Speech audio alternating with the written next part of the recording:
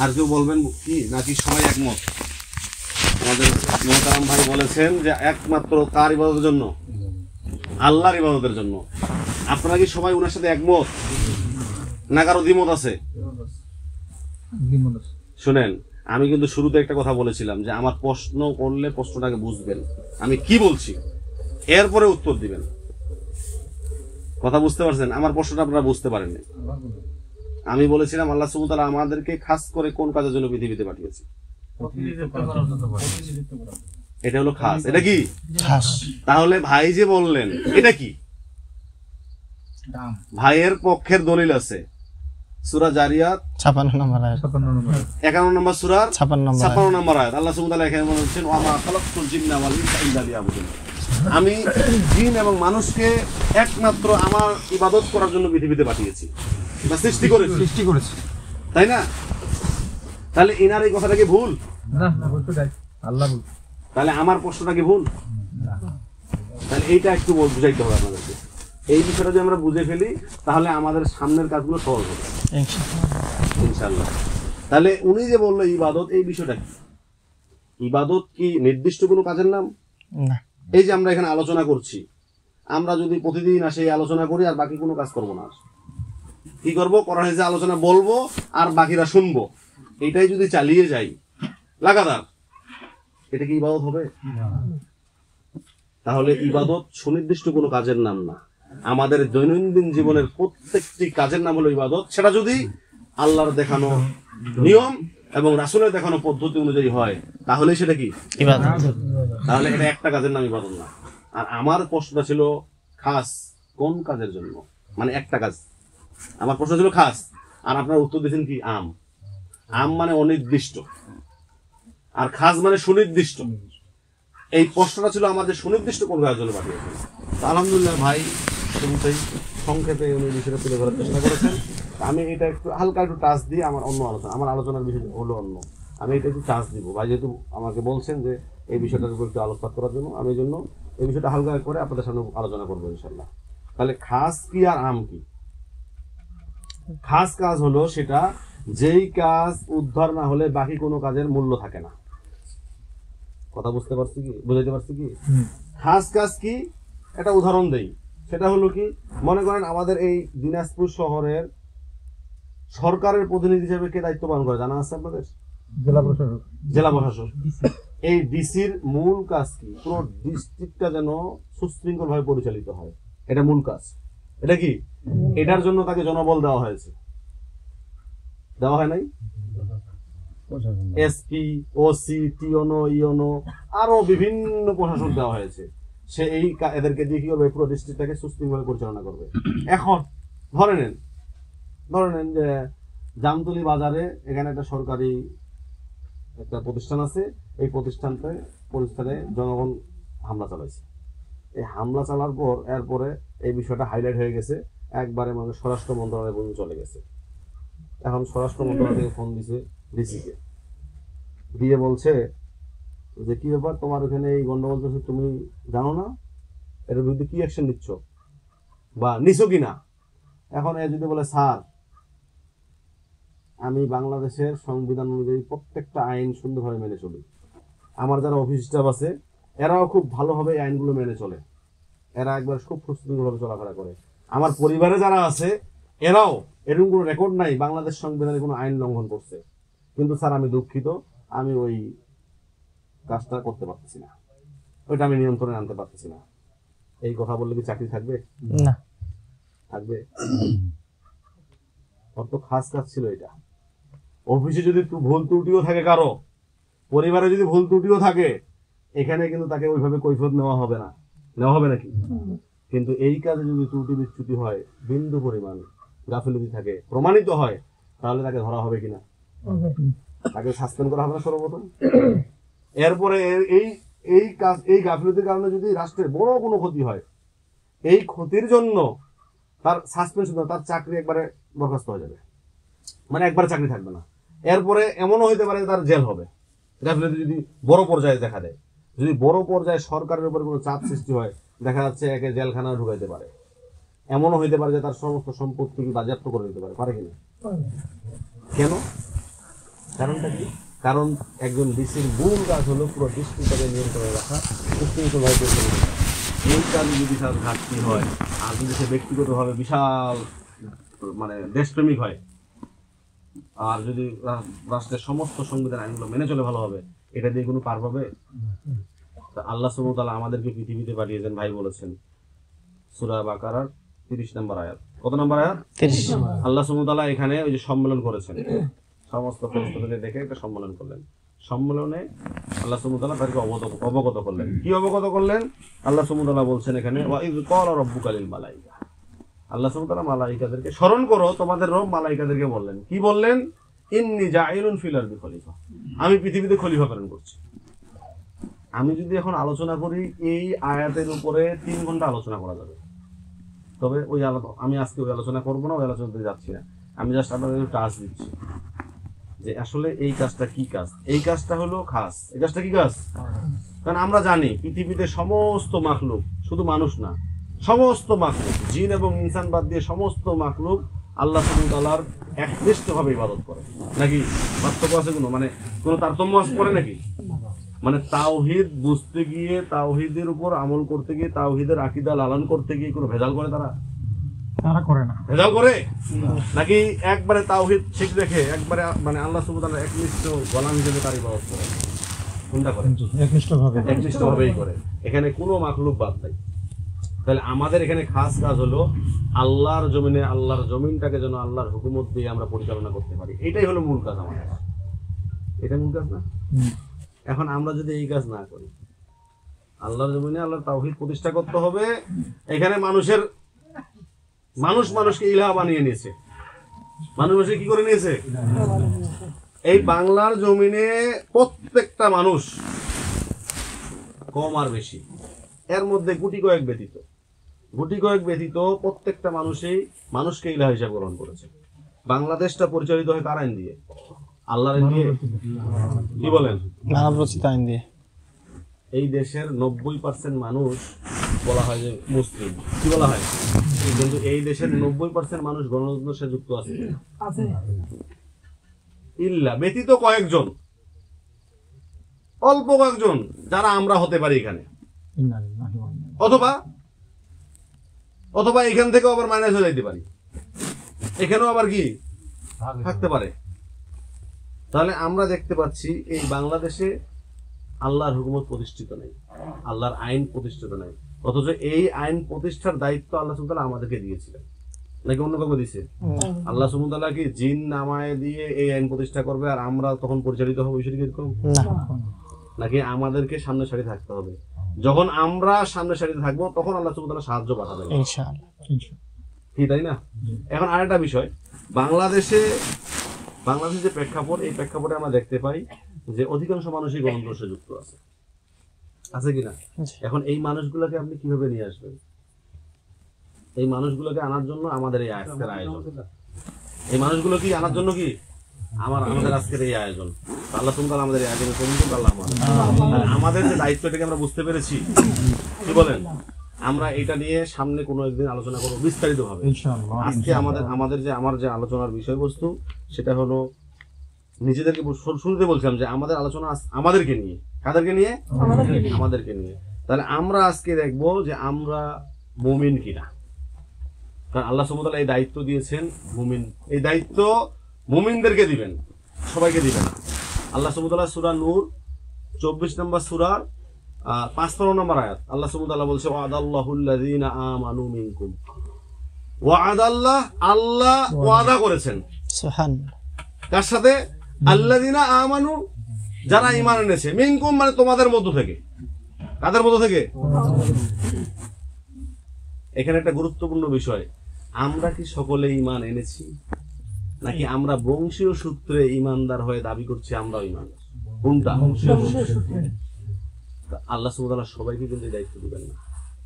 এরপর আল্লাহ সুবহানাহু ওয়া তাআলা বলছে, আমিলুস সলিহাত, অতঃপর যারা কি করবে? আমলে সৎ কাজ করবে, সদামল করবে।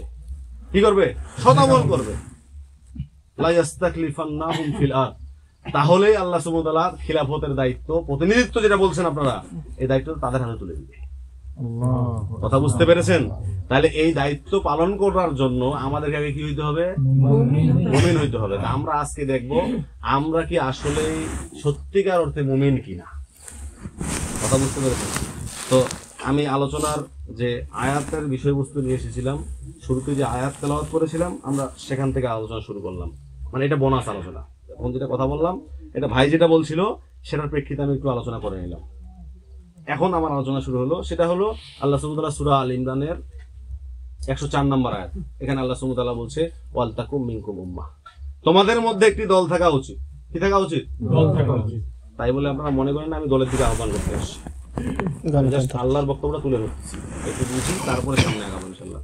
এখানে আল্লাহ সুবহানাহু ওয়া তাআলা বলছে ইয়াদউনা ইলাল খায়র, যারা মানুষকে ডাকে কিসের দিকে? আল্লাহর দিকে, কল্যাণের দিকে। কল্যাণের দিকে। কল্যাণ কি? কল্যাণ হলো সালাত। আমরা কি জানি? কল্যাণ হলো সালাত, সিয়াম, হজ, যাকাত, আরো ইত্যাদি ইত্যাদি। কিন্তু আল্লাহ সুবহানাহু ওয়া তাআলা এখানে খাস করে কল্যাণ কি উল্লেখ করেছেন সেটা বোঝা দরকার। আল্লাহ সুবহানাহু ওয়া তাআলা বলছেন কল্যাণ হলো ওয়া ইয়া'মুরুনা বিল মারুফ ওয়া ইয়ানহাউনা আনিল মুনকার। কল্যাণ হলো মানুষকে অসৎ কাজ থেকে বিরত রাখা। এরপর আল্লাহ সুবহানাহু ওয়া তাআলা বলছে ওয়া উলাইকা হুমুল মুফলিহুন, এরাই হলো কি? সফল। এখন এখানে যে মূল বিষয়টা, সফল কাম তখন হতে পারবো আমরা যদি আমরা মানুষকে কল্যাণের দিকে আহ্বান করতে পারি। সেই কল্যাণটা হলো সৎ কাজের আদেশ এবং অসৎ কাজ থেকে বিরত রাখা। আপনি গোটা কোরআন খুলে দেখেন, এই কোরআনের মূল সারমর্ম হলো আল্লাহর বক্তব্য যেগুলো আদেশ করেন সেগুলো মেনে নেওয়া, আর যেগুলো বর্জন করতে বলেন সেগুলো বর্জন করা। আদেশ এবং নিষেধ দুইটাই বিষয় মৌলিকভাবে। তাহলে আল্লাহর কোরআনকে বাস্তবায়ন করতে গেলে সৎ কাজের আদেশ দিতে হবে, মানুষকে অসৎ কাজ থেকে বিরত রাখতে হবে। এটার পূর্বের কাজ হলো ঈমান আনা। না, এখানে যে আলোচনাটা এই আয়াতের সেটা হলো দল গঠন করতে হবে। একা কাজ না, এটার কি কাজ না? একা এর কাজ না। একাই করতে পারবে নাকি? না। আমরা যদি এখানে মনে করি 5, 7, 10 জন, উদাহরণ ছোট্ট একটা কাজ, এইটা তাওহীদ প্রতিষ্ঠার তুলনায় এই কাজটা হলো এক সাগর পানি থেকে এক চিমটি পানি তুলে নেওয়ার মতো। সেটা কি? যে একদল মানুষ নেশাদ্রব্য পান করতেছে, এই নেশাদ্রব্য পান করা থেকে মানুষকে বাধা দান করতে গেলে আমরা একাই যদি যাই আমাদেরকে মার খেয়ে আসতে হবে। এটা ছোট্ট একটা কাজ। তাওহীদ প্রতিষ্ঠার তুলনায় এটা হলো এরকম একটা কাজ, এক সাগর পানি সেখান থেকে এক চিমটি পানি তুলে নিলাম আমি, এরকম একটা কাজ। এই কাজটা করতে গেলেও আমাদেরকে একাই যদি করতে যাই আমরা তারপর টিকতে পারবো না। তাহলে তাওহীদ প্রতিষ্ঠার কাজ কত বড় কাজ একটু বুঝেন, একটু আইডিয়া করেন। এই জন্য বললাম তাহলে এখানে কতটা মজবুত ভাবে ঐক্যবদ্ধ থাকতে হবে, কথা বুঝেন নাই? তা যাই হোক, আমি যে বিষয়টা বলতে যাচ্ছি সেটা হলো এখানে আল্লাহ সুবহানাহু ওয়া তাআলা এই কাজটা তারা করতে পারবে যারা দল, একটা সুসংগঠিত দল থাকবে তাদের, তারা করতে পারবে। দলে কি সবাই এসে যুক্ত হইতে পারবে? না। একটা গুরুত্বপূর্ণ বিষয়, প্রত্যেকটা কাজের শর্ত আছে। কি আছে? আপনি সালাত আদায় করবেন, শর্ত লাগবে না? নাকি শর্ত ছাড়া সালাত আদায় করতে পারবেন?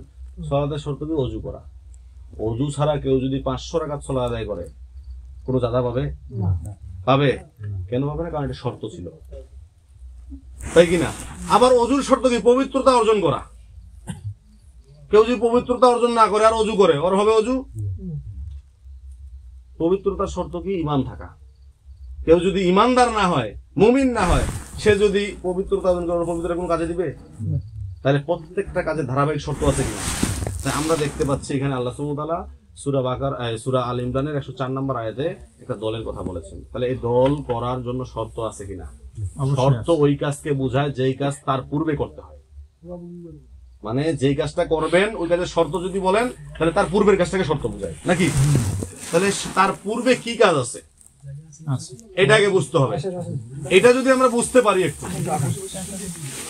আগে আসেন ভাই, ভিতরে আসেন, দেখতে পাচ্ছি না, হয়ে যাবে, ভিতরে আসেন। তাহলে এই কাজের শর্ত কি? আল্লাহ সুবহানাহু ওয়া তাআলা এই সূরা আল ইমরানের 104 নম্বর আয়াতের তার আগের আয়াতে বর্ণনা করেছেন। আমি আলোচনা শুরু করেছি 104 নম্বর আয়াত দিয়ে। 104 নম্বর আয়াতে আল্লাহ সুবহানাহু ওয়া তাআলা একটা দলের কথা বলেছেন। দলের কাজ কি? মানুষের কল্যাণের দিকে আহ্বান করা। কল্যাণ কি? সৎ কাজের আদেশ এবং অসৎ কাজ থেকে নিষেধ। ফলাফল কি? তারা সফল কাম। তাহলে এটার আগে কাজ আছে না? এর শর্ত কি? আল্লাহ সুবহানাহু ওয়া তাআলা আগের আয়াতে বলেছেন। 103 নম্বর আয়াতে আল্লাহ সুবহানাহু ওয়া তাআলা বলছেন ওয়া তাসিমু বিহাবলিল্লাহি জামিয়া ওয়া লা তাফাররাকু, তোমরা আল্লাহর রজ্জুকে ঐক্যবদ্ধভাবে ধারণ করো, পরস্পর কি হয় না? বিচ্ছিন্ন হয় না। তাহলে আপনি যদি দল তৈরি করতে চান, দল গঠন করতে চান বা ওই কাজটা করতে চান, তাহলে আপনাকে আগে আল্লাহ রজ্জুকে ধারণ করতে হবে। কি করতে হবে? কারণ আল্লাহ রজ্জু মানে কি আল্লাহ দড়ি ফেলাই দিবে এরকম কিছু? এখানে সকল সালাফগণ একমত, আল্লাহ রজ্জু মানে কুরআনুল কারীম, আল্লাহ রজ্জু মানে আল্লাহ রাসূলের সুন্নাহ। তার মানে কোরআন এবং সুন্নাহকে আঁকড়ে ধরতে হবে, ঐক্যবদ্ধ হবে, একাই না। আপনি একাই কোরআন সুন্নাহ মানেন আর নিজে বিশাল পরিষ্কার মনে করেন, এটা দিয়ে আপনি কোনো কল্যাণ বয়ে আনতে পারবেন না। কথা বুঝতে পারছেন? ঐক্যবদ্ধ ভাবে ধরতে হবে। আল্লাহ সুবহানাহু ওয়া তাআলা আমাদের তৌফিক দান করুন, আল্লাহুম্মা আমিন। তো এই ঐক্যবদ্ধ ভাবে যদি আমরা ধরতে পারি এবং পরস্পর বিচ্ছিন্ন না হই, তাহলে আমরা সামনে বাড়তে পারবো। সামনে বাড়া মানে ওই যে দলের দলীয় কাজ বা দলের দলভুক্ত হইতে পারবো। এখন এই কোরআন সুন্নাহকে সবাই কি আঁকড়ে ধরবে? না, আঁকড়ে ধরবে? তাহলে কোরআন সুন্নাহ কারা আঁকড়ে ধরবে সেটার শর্ত আছে। সেটারও কি আছে? আমরা সেই শর্তটার আজকের দিকে একটু লক্ষ্য করব। এটা হলো প্রথমে বলে 104, এরপরে বলছে 103, এরপরে আসেন 102 নম্বর আয়াতে আল্লাহ সুবহানাহু ওয়া তাআলা কি বলছেন? এটা গুরুত্বপূর্ণ একটা বিষয়। আল্লাহ সুবহানাহু ওয়া তাআলা বলছেন, ইয়া আইয়ুহাল্লাযিনা আমানু। এই যে আমরা সবাই কি ঈমানদার না? কি বলেন? আমরা কি আসলে ঈমান এনে প্রকৃত মুমিন হয়েছি? না, আমরা কিন্তু বংশীয় সূত্রে কি? এই কথাটার অর্থ হলো, ওহে যারা তোমরা ঈমান আনা দাবি করো। দাবি করো কথাটা আমি ব্র্যাকেটে বলছি, এই কথাটা কিন্তু এখানে নাই। কেন নাই আর কেন বলছি এটা একটু ক্লিয়ার করি। এটা না বললে আবার ভুল বুঝাবুঝি হবে, আমার কথা শুনে আবার বিভ্রান্ত হবে। এই জন্য এটা ক্লিয়ার করে বলি। আমি কোন শব্দটা এখানে ঢুকাই দিচ্ছি, ব্র্যাকেটে দিচ্ছি, আমি বলে দিব। কথা বুঝতে পারছেন? তো এখানে দাবি করার কথাটা কেন বললাম? একটা উদাহরণ পেশ করি। মনে করেন একটা মসজিদ আছে, মসজিদ থাকে না? মসজিদের কিন্তু একটা বাউন্ডারি থাকে, থাকে কিনা? ওই মসজিদের বাউন্ডারির সামনে একটা আগিনা থাকে বা মাঠ থাকে, থাকে কিন্তু কম আর বেশি, ছোট আর বড়। এরপরে মসজিদের একটা উজুখানা থাকে না, থাকে কিনা? এরপরে মসজিদের একটা টয়লেট থাকে না, পেশাব পায়খানা করার ব্যবস্থা থাকে না, থাকে। এরপরে মসজিদের একটা বারান্দাও থাকে, থাকে না? এরপরে মসজিদের কি মূল একটা পয়েন্ট থাকে মেম্বরের সামনে থেকে শুরু করে। তাহলে এই যে মনে করেন একজন ব্যক্তি মসজিদে প্রবেশ করলো, প্রবেশ করার পর মানে মসজিদের মেইন গেট থেকে ভিতরে ঢুকলো, আগিনায় ঢুকলো। এরপরে ওই ব্যক্তিকে কেউ ফোন দিছে, ফোন দিয়ে বলছে ভাই কোথায় আছেন? সে কি বলবে? আমি মসজিদে আছি, এই কথা বলবে না? নাকি বলে মসজিদের আগিনায় আছি, এটা বলবে? সাধারণভাবে কথা কেউ বলে না, বলবে না। কি বলে? মসজিদে আছি। আরেকজন দেখা যাচ্ছে অজুখানায় যাচ্ছে, অজুখানায় বসে আছে, কল দিছে, কলটা রিসিভ করলো, ভাই কোথায় আছেন? সে কি বলবে? সাধারণ কোথায়, সাধারণভাবে এটাই বলি আমরা। এরপরে টয়লেটে যাচ্ছে, যাবে এরকম একটা অবস্থায়, তাকেও ফোন দিছে, সেও ফোনটা রিসিভ করলো, সে কি বলবে? আরেকজন বারান্দায় আছে, আরেকজন কি কোথায় আছে? বারান্দায় আছে। এই বারান্দায় মনে একজন আছে, ওই ব্যক্তিকে ফোন দিছে, সে কি বলবে? আরেকজন সোজা মিম্বরের সামনে মসজিদের মূল পয়েন্ট সেখানে একজন আছে, তাকেও ফোন দিছে, সে কি বলবে? কিন্তু এই ব্যক্তিগুলো 4-5 জন ব্যক্তির কথা বললাম, উদাহরণ পেশ করলাম, এরা কি সবাই এক জায়গায় আছে? বিভিন্ন জন বিভিন্ন জায়গায় অবস্থান করতেছে। তো ইসলামের একটা বিশাল বাউন্ডারি আছে, যে বাউন্ডারিটার মানে আমরা ধারণা করতে পারবো না, এত বড় একটা বাউন্ডারি। এই ইসলামের একটা মূলনীতি হলো আল্লাহ সুবহানাহু ওয়া তাআলা ইসলাম থেকে কেউ কাউকে বাইর করে দেয় না, সে নিজেই কি হয়ে যায়? বের হয়ে যায়। আল্লাহ রাসূল সাল্লাল্লাহু আলাইহি ওয়াসাল্লামের জীবনে আমরা পরে দেখতে পাই যে আল্লাহ রাসূলও কাউকে বের করে দেয় নাই। বুঝাইতে পারতেছি না। একসাথে আল্লাহ রাসূলের সাথে ওই একই মসজিদে মুনাফিকরা ছিল না? ছিল। এই মুনাফিকরা কি মুসলিমদের বন্ধু না শত্রু? এরপরেও কি মুনাফিকদেরকে বাইর করে দিয়েছিল? এই অমুক অমুক অমুক অমুক তোমরা মুনাফিক, তোমরা বের হয়ে যাও বলছিল? দেখাইতে পারবেন কেউ? এর মানেই হলো ইসলাম থেকে কাউকে বের করে দেওয়া হয় না, সে তার আমল দ্বারা তার অবস্থান দাঁড় করায় নেয়। সে মুনাফিক, সে মুশরিক, সে ফাসিক, কি তাই না? বিষয়টা এরকম না? তো এই জন্য আমি বললাম ইয়া আইয়ুহাল্লাযিনা আমানুর মানে হলো যারা তোমরা ঈমান আনার দাবি করো। সবাই কিন্তু এখানে প্রকৃত ঈমানদার না। এই বক্তব্যটার মূল কথা হলো আল্লাহ সুবহানাহু ওয়া তাআলা সবাইকেই বলছেন। এরপর আল্লাহ সুবহানাহু ওয়া তাআলা বলছেন ইত্তাকুল্লাহ। দাবি করো কথাটা ব্র্যাকেটে যে বললাম, এটা বুঝতে পারছেন কি কেন বলছি? না বুঝলে একটু বলবেন। তাহলে দাবি করার মানে হলো এখানে ইসলামের বিভিন্ন অংশে বিভিন্ন জন আছে, সবাই পরিপূর্ণভাবে আসে নাই। এরপর আল্লাহ সুবহানাহু ওয়া তাআলা বলছে ইত্তাকুল্লাহ, আল্লাহকে ভয় করো। কাকে ভয় করো? আল্লাহকে ভয় করো। আমরা কিন্তু আল্লাহকে ভয় করি, করি কিনা? করি। আপনি দেখবেন এখানে যদি একটা রেবের গাড়ি চলে আসে, আমাদের ভয় চলে যাবে রেবের দিকে। বুঝাইতে পারিনি মনে হয়। আমরা কি এই শক্তি সামর্থ্য নিয়ে এখানে দাঁড়ায় থাকতে পারবো? প্রতিহত করবো? পারবো? কয়জন পারবো? তাহলে আমরা কিন্তু আল্লাহকে ভয় করি, দাবি করি, মুখে বলি, কিন্তু সত্যি অর্থে ভয় করি না। এই জন্য আল্লাহ সুবহানাহু ওয়া তাআলা এই কথাটা আবার রিপিট করে বলছে, হাক্কা তুকাতিহি, হক ভাবে আল্লাহকে ভয় করো। ভয় করার মতো করো, ভয় তো করো, কিন্তু এটা হক না, মানে সঠিক না। তুমি এইখানে বলছো ভয় করো, আবার বাইরে গেলে কি মানুষকে ভয় করো। মসজিদে আসলে আল্লাহকে ভয় করে সিজদা দিচ্ছ, আবার অফিসে গেলে মানুষের সাথে সুদী লেনদেনে মিশে যাচ্ছ, মানব প্রচিত তন্ত্রের মন্ত্রের দিকে চলে যাচ্ছ। কয় ভাই যদি না থাকি আমাদের অবস্থা, কয় যদি আমি ব্যবস্থা মিশে না থাকি, কয় ধরে নিয়ে যাবে। ভাই এখন আসিয়েন না আমাদের এলাকায়। আমরা এই অঞ্চলে, এই দিনাজপুরে বিভিন্ন অঞ্চলে দাওয়াতি কাজ নিয়ে গিয়েছিলাম। আজকে থেকে 2 বছর আগে আমাদেরকে অনেক ভাই এই কথা বলে ফিরাই দিছে, কয় ভাই আমাদের এলাকায় এখন আসিয়েন না, অবস্থা ভালো। এটা কি মানুষের কথা বলতেছি, জিনের কথা বলতেছি? এই অঞ্চলের মানুষের কথাই বলতেছি। ডাকছি ভাই, সারা দেয় নাই, কয় এখন আসিয়েন না। তাহলে এটা কি আল্লাহর ভয় নাকি মানুষের ভয়? মানুষের ভয়। এই জন্য আল্লাহ সুবহানাহু ওয়া তাআলা বলছে, হাক্কা তুকাতিহি, হক ভাবে আল্লাহকে ভয় করো। তোমরা এখন বলছো আল্লাহকে ভয় করি, হক ভাবে করি। এখন এই পরিবেশ পরিস্থিতি চেঞ্জ হয়ে গেলে, একটা কুফফার শক্তি যদি শক্তিশালী ভাবে দাঁড়ায় যায়, আপনার আমাদের ভয় চলে যাবে কোথায়? কুফফারের দিকে। এই জন্য আল্লাহ সুবহানাহু ওয়া তাআলা বলছে, হাক্কা তুকাতিহি, হক ভাবে আল্লাহকে ভয় করো। এরপর বলছে, ওয়ালা তামুতুন্না, আর মৃত্যুবরণ করো না, ইল্লা ওয়া আনতুম মুসলিমুন, কি না হবে? মুসলিম না। এই কথার মানে হলো সব ইমানদাররা মুসলিম না। বুঝাতে পারতেছি না? আলোচনার শুরু হলো ইয়া আইয়ুহাল্লাযিনা আমানু, শেষ হলো ইল্লা ওয়া আনতুম মুসলিমুন। ওহে ইমানদাররা, মুসলিম না হয়ে মৃত্যুবরণ করো না। সরল কথা তো এটা নাকি? তার মানে সব ইমানদাররাই মুসলিম না। সোজা কথা বলতেছি, এটা আমার কথা না, আল্লাহর কথা। ঈমান দিয়ে শুরু। কেন? কারণ এই যে বললাম, ঈমানের বিভিন্ন স্তরে মানুষ বসবাস করে। ইসলামের একটা বাউন্ডারি আছে না, এটার বিভিন্ন জায়গায় মানুষ বসবাস করে। আমাদের সমাজেই তো কিছু লোক আছে যারা 5 ওয়াক্ত সালাত আদায় করে না, নিজেকে ঈমানদার দাবি করে। আমাদের সমাজে তো এই লোক আছে যারা বলছে যে আমরা শরিয়া আইনে বিশ্বাস করি না, ওরা আবার টুপি নিয়ে মসজিদে গিয়ে মেম্বরের সামনে, খতিবের সামনে বসে থাকে। অবশ্যই নাকি নাই? এই সমাজের অধিকাংশ মানুষের অবস্থা এটা। এরাই আবার বলে আমরাও মুসলিম। কথা বুঝেন না? এই জন্য আল্লাহ সুবহানাহু ওয়া তাআলা বলছে, তোমরা ইমানদার দাবি করতে পারো, তোমরা দাবিদার ইমানদার, তোমরা সত্যিকার অর্থে ইমানদার না, মুসলিম হও। কি হও? মুসলিম তো তারা হয় যারা ইমান এনে, যারা ইমান আনে তারাই তো মুসলিম হয় নাকি? তাহলে এখানে একটা ক্লিয়ার বিষয় যেটা বলতে যাচ্ছি, সব ইমানদাররা মুসলিম না। আমরাও ইমানদার হতে পারি, কিন্তু আমরাও সবাই কিনা মুসলিম না। আমি একটু আগে বললে বুঝতে পারবেন। আমি আজকে আমাদের অবস্থানগুলো একটু ক্লিয়ার করব। আমরা এই যে আল্লাহ সুবহানাহু ওয়া তাআলা বিভিন্ন গোষ্ঠী বা ইমানদারদের মধ্যে যে সবাই ঢুকে বসে আছি, আমরা কে কোন ইমানের কোন স্তরে আছি এটা লক্ষ্য করব। আল্লাহ সুবহানাহু ওয়া তাআলা সূরা বাকারার 208 নম্বর আয়াত, এখানে আল্লাহ সুবহানাহু ওয়া তাআলা বলছে, ইয়া আইয়ুহাল্লাযিনা আমানু, ওহে যারা তোমরা, এখানে ওই একই বক্তব্য, যারা তোমরা ঈমানের দাবি করো। দাবি করো কথাটা কি বলছি? ব্র্যাকেটে বলছি, এটা কিন্তু এখানে নাই। কেন দাবি করো বলছি? পরের বক্তব্যটা তাই প্রমাণ করে। উদখুলু ফিস সিলমি কাফা, তোমরা পরিপূর্ণভাবে ইসলামে প্রবেশ করো। কিভাবে? কারণ তোমরা তো কেউ আছো আগিনায়, কেউ আছো অজুখানায়, মানে কেউ এখনো তওবাই করো নাই। অজুখানা মানে পবিত্রতা হবা, পবিত্র হবা, পবিত্র হয়ে আগে ভিতরে ঢুকো। কেউ আছে পেশাবখানায়, কেউ আছে বারান্দায়, কেউ দূর থেকে উকি মারে শুনতেছে, কি বলে একটু শুনি তো। এখানে এরকম লোক থাকতে পারি আমরা। আচ্ছা ডাকছে তো, কি বলে একটু শুনে আসি। সবাই কি মানার নিয়তে আসছি? কি মনে করছেন?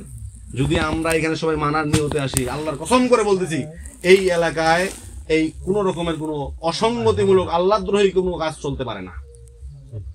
এই অল্প কটা লোকই যথেষ্ট। এখানে আমরা যে কজন আছি, এই জামতলি বলেন, নসিপুর বলেন, আর এইদিক 10 মাইল বলেন, আর যাই বলেন, এই অঞ্চলে আল্লাহদ্রোহী কোনো কাজ হইতে পারে না যদি আমরা সাহাবী আজমাইনদের মতো করে দৃঢ়ভাবে দাঁড়াই যাই। আজকে অবশ্যই যদি দাঁড়াইতে পারি, আল্লাহ সুবহানাহু ওয়া তাআলা আমাদের কবুল করুক। আল্লাহুম্মা আমিন।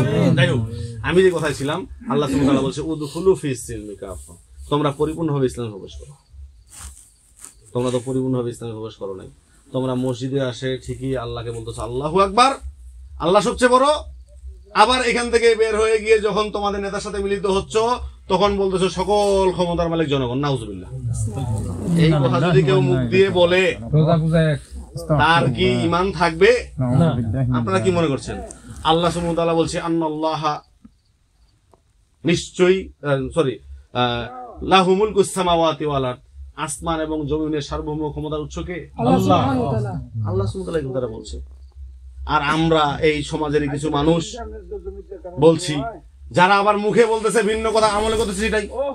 এরা আবার মুখে বলছে না সকল ক্ষমতা আল্লাহ না, সরি মানুষ না, আমরা এটা বিশ্বাস করি না, কিন্তু ও সে আমল দিয়ে বাস্তবায়ন করে দিচ্ছে যে সকল ক্ষমতা আমি ছিলাম। এই যে আমল দিয়ে প্রমাণ করে দিলাম। আচ্ছা, মক্কার যে মূর্তি পূজা যারা ছিল, মুশরিক যারা ছিল, এরা কি সবাই কি মূর্তি পূজা বুঝে শুনে করতো? সেটা কি এরকম নাকি অধিকাংশ মানুষ বাপ দাদা করে সেজন্য করি? আরে ভাই, আল্লাহ সুবহানাহু ওয়া তাআলা কোরআনে উল্লেখ করে বলছে এই কথা, যে তুমি যখন তাদের কাছে যাও তখন তারা এই কথা উত্তর দেয়, কি দেয়? যে আমরা আমাদের বাপ দাদাদেরকে এই লাইনে পেয়েছি, এই পূজা করতে দেখেছি, এই জন্য করতেছি। তো আমাদের সমাজের অধিকাংশ মানুষ গণতন্ত্র বুঝে না, বাস্তব কথা বলতেছে, কিন্তু বাপ দাদা করে আসছে এই জন্য তারাও করে, নাকি অন্য কিছু? এই কথা বলে কি তারা পার পাইতে পাবে? পার পাবে? আল্লাহর কাছে মক্কার মুশরিকরা কি এই কথা বলে পার পাইছিল? তাহলে আজকের যারা আমাদের সমাজের ইমানদার দাবি করি আমরা, অথচ এই একই ব্যক্তি বলতেছি সকল ক্ষমতার মালিক জনগণ, এরা কি পার পাবে? না, পার পাবে? আরে ভাই, তখনকার মক্কার মুশরিকরা এই কথা বলতো না যে সকল ক্ষমতার মালিক মূর্তিগুলো বলতো। তারা বলতো এদের আমাদের মাধ্যম, এদের মাধ্যমে আমরা আল্লাহ সুবহানাহু ওয়া তাআলার কাছে দোয়া পৌঁছিয়ে দেই। এরা হলো নেককার মানুষ ছিল ওই সময়কার। এরা মনে করতো যে এরা এখনো জীবিত আছে, এরা জাস্ট স্থান চেঞ্জ করছে। কথা বুঝতে পারছেন?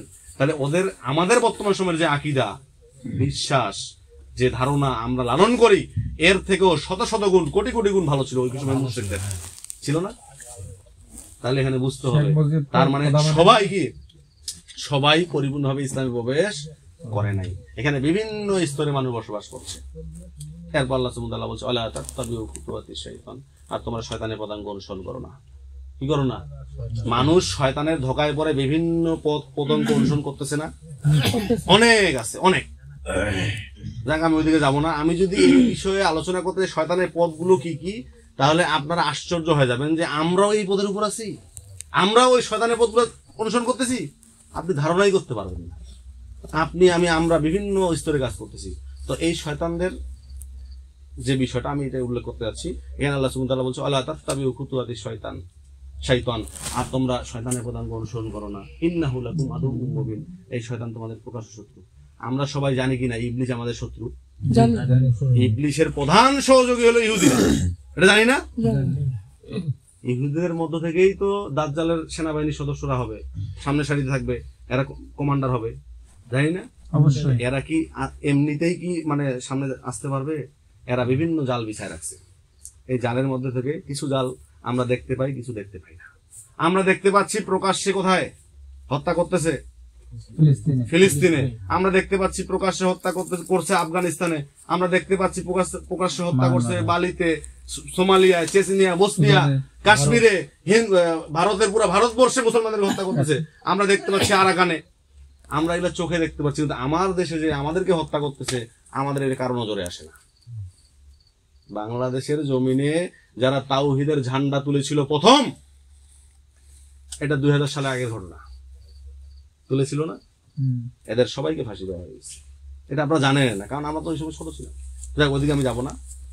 মূল যে কথাটা বলতে যাচ্ছি সেটা হলো শয়তানের পথগুলোকে এটা জানতে হবে। আপনি তখন তো ওদের পথগুলা বর্জন করতে পারবেন নাকি?